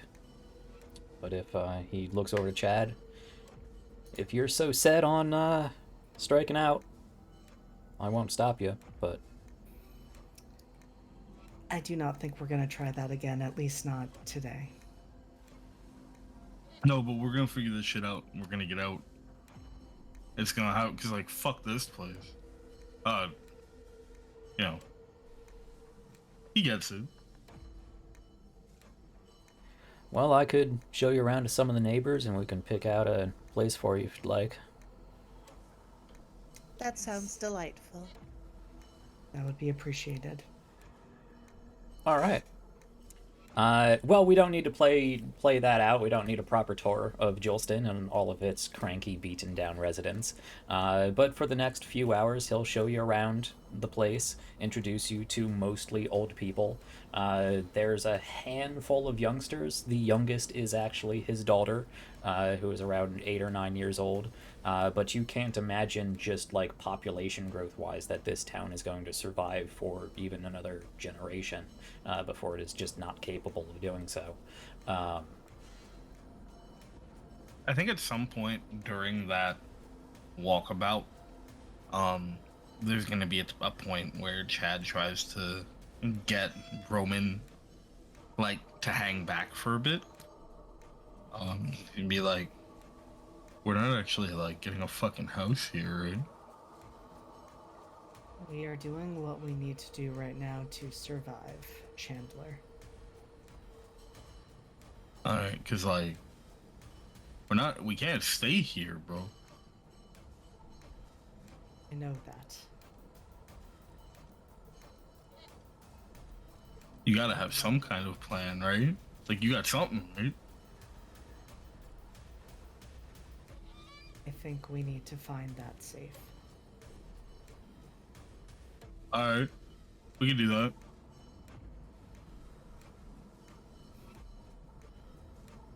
I mean, they got out somehow, right? The people from your company.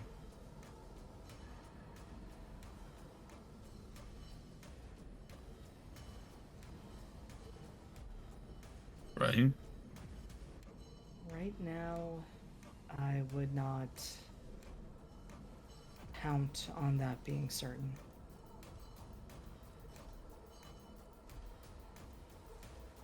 So I think with that, as you follow Sheriff into a home.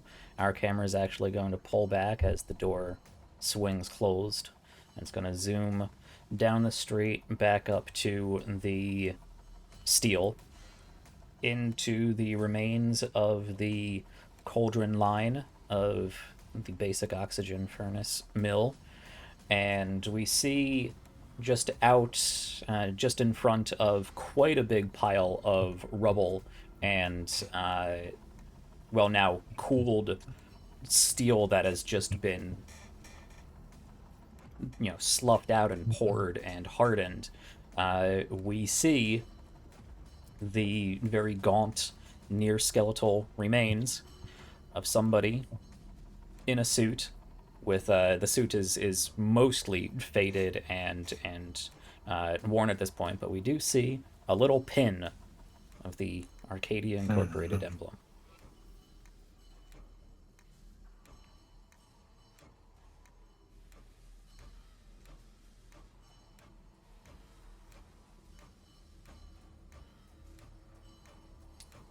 And we're gonna call it there. That is the time we have for this episode. Definitely went a different direction than I had anticipated, but these guys are so good at character work that I'm just happy to let them run with it. So I hope I've planted some fun seeds of some potential interpersonal complications coming up. There's been some hints as to what's going on. There's been some hints of this place messing with them. And that should start coming to a head now that they know more or less what they might need to be looking into. So next week we're gonna explore what their new life in Julston now looks like, and hopefully it will be a short one, because they will head up to the steel and either figure out what's going on or disappear like the rest of them. We love both outcomes. Yeah. Mm-hmm. All right. Hopefully. Yeah, so thank you for watching episode 2 of Iron Coke and Conscience. Let's pass this around to our lovely cast of players who have made just such wonderful trash people and such amazing backstories all interconnected together to let me really just so much. All right, reverse order this time. JD. Hi, I am JD. I have been Roman today. I am so very excited as, much like an onion, Roman continues to be peeled layer after layer. I can't wait for you to see what is at the core there, because he has been holding it together, more or less, so far. And I think it's going to become very interesting as things move forward. You can find me in way too many things. I will not give you my whole schedule. I will just simply say that you can always stalk me on social media at JD, not Jason Dean, on pretty much all accounts, though I'm most active on the Bird app. And I will often be posting what I will be up to next. I will just put in a plug for two things. Tomorrow night, I will be with Live from the Apocalypse at 6 p.m. for Academy H, where we record our Masks Actual Play podcast. This is our first time back with those characters in 2 months, and we are really excited, and we'll be bringing a ton of energy into that. So if you're able to, check that out, and check out the podcast if you're interested in seeing young adult superheroes make absolute messes of their lives. And then I will be back with Lion and Jack on Monday at Tales from the Table Studios for SCP, A Crumbling Foundation.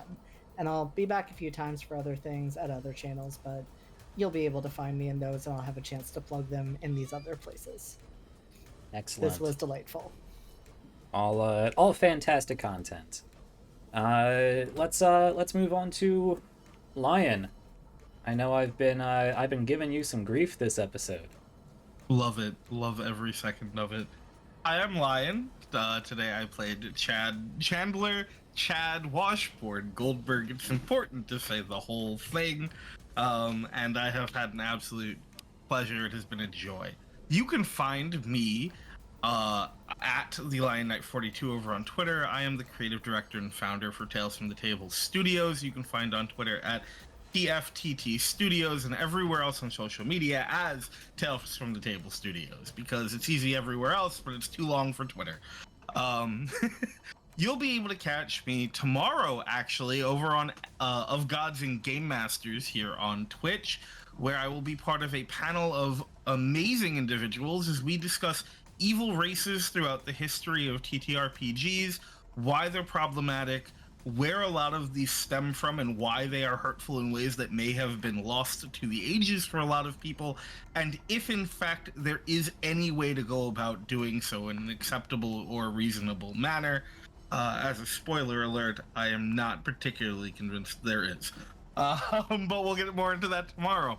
Then you'll be able to find me on Monday. I am the overseer, storyteller, GM, whatever you would like to call it, for Crumbling Foundation, our SCP actual play, which does include both JD and Jack. And it is really starting to kick off. They've just resolved their second field mission and have realized that everything up until now has kind of been their tutorial within the Foundation. And if you thought flesh apples and pulsating golden-blooded white houses were strange, just wait, because we're about to flip everything on its head. After that, oh, right, one more thing, I'm sorry, real quick, I'm really excited. Also on Monday, we're going to have a really exciting announcement after Crumbling Foundation, so please stick around for that. It'll be out on Twitter and our Discord and everywhere else after we make it on the stream. Yeah, we're really excited, really hyped for that. You'll be able to see me here also next week. I think that's it for me. Yeah, but there's a lot of exciting projects in the works that I am so excited to finally be able to talk about. We'll get to this soon, but I've taken up enough time, so I'll pass this off to Kat. Hi, I am Kat. I am the host king of the podcast Sword of Symphonies, where my good cool friends playtest my game. And I am also the choir master of the podcast Roar to Heaven, where different good cool friends play a different game and are punished for it. I am primarily a TTRPG writer. You can find my work at peachgardengames.com. My work in progress right now is kind of Silent Hill meets StarCraft. Like if Kerrigan got the reins instead of that Alessa twerp. Love And love that. all of my games right now are on sale because I kind of hit a spot of medical challenges. Whoopsie doodle! So if you're curious about Blazing Hymn or Heroic Chord, which was previously here on RPGs Uncovered, And you can find those in my store. Oh, Lion, that's a sweet thing to say. I appreciate it. It's true. I also write a lot of solo games, so if you really like playing with yourself, I'm your gal. All amazing stuff. Yes, go check out that sale. Excellent games, excellent games. And if you want a sneak peek, go check out season 2 of RPGs Uncovered for some Heroic Chord. Creeping Tangle. The Creeping Tangle. It was such a fun little mini series, and it should help play you. a bad person. Yeah, no, Marius was adorable. Good boy. All right, let's see. That leaves me, and well, you guys are already here, so you know where to find me. As it's already been said, I'll be over with Lion for Crumbling Foundation on Monday. We've already plugged that 2 times. On Tuesday, I will be over on twitch.tv/Studio Tembo for another episode of Star Trek Europa. Some real good 90s era Trek. I say 90s era because it just always makes me think TNG, but I mean, I don't think there's really that much difference between Trek. So if you like Star Trek, come hang out. It's a great time. We're telling a great story. Actually, I know we're telling a great story because I have one of my characters that's very integral to it. So I got a little bit of a sneak peek there. So we got a great episode coming up. Anything else I have coming up? Stay tuned on Twitter. Hang out on the Discord for any new announcements. I will be getting more Whip Workshop creator interviews going soon. TM, trademark. We'll be getting back to that. So many great games constantly coming out, so I can't wait to talk to some more awesome creators. And I do have some things in the works, especially after Star Trek Europa wraps. So, you know, come hang out on the socials. with me, and all of these fine people over on our Discord. I believe that is all I have for you, so thank you for watching another episode of Iron, Coke, and Conscience. Stay tuned for Locus tutorials, which should be coming out soon. Again, TM.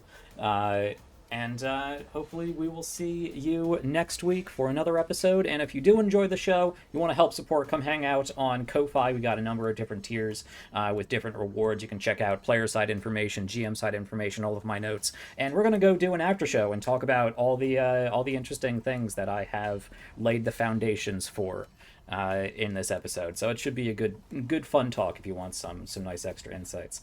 But that's what I got, so I leave you to enjoy the rest of your weekend. As always, everybody stay safe, stay happy, stay healthy. Keep checking back here at RPGs Uncovered to help find you your next favorite game, and when you find yourself in a new town and being welcomed to the hospitality of the soul-friendly resident of this ghost town, it's always nice to have a basket of heart tomatoes to give as a gift. Happy time zone, everybody.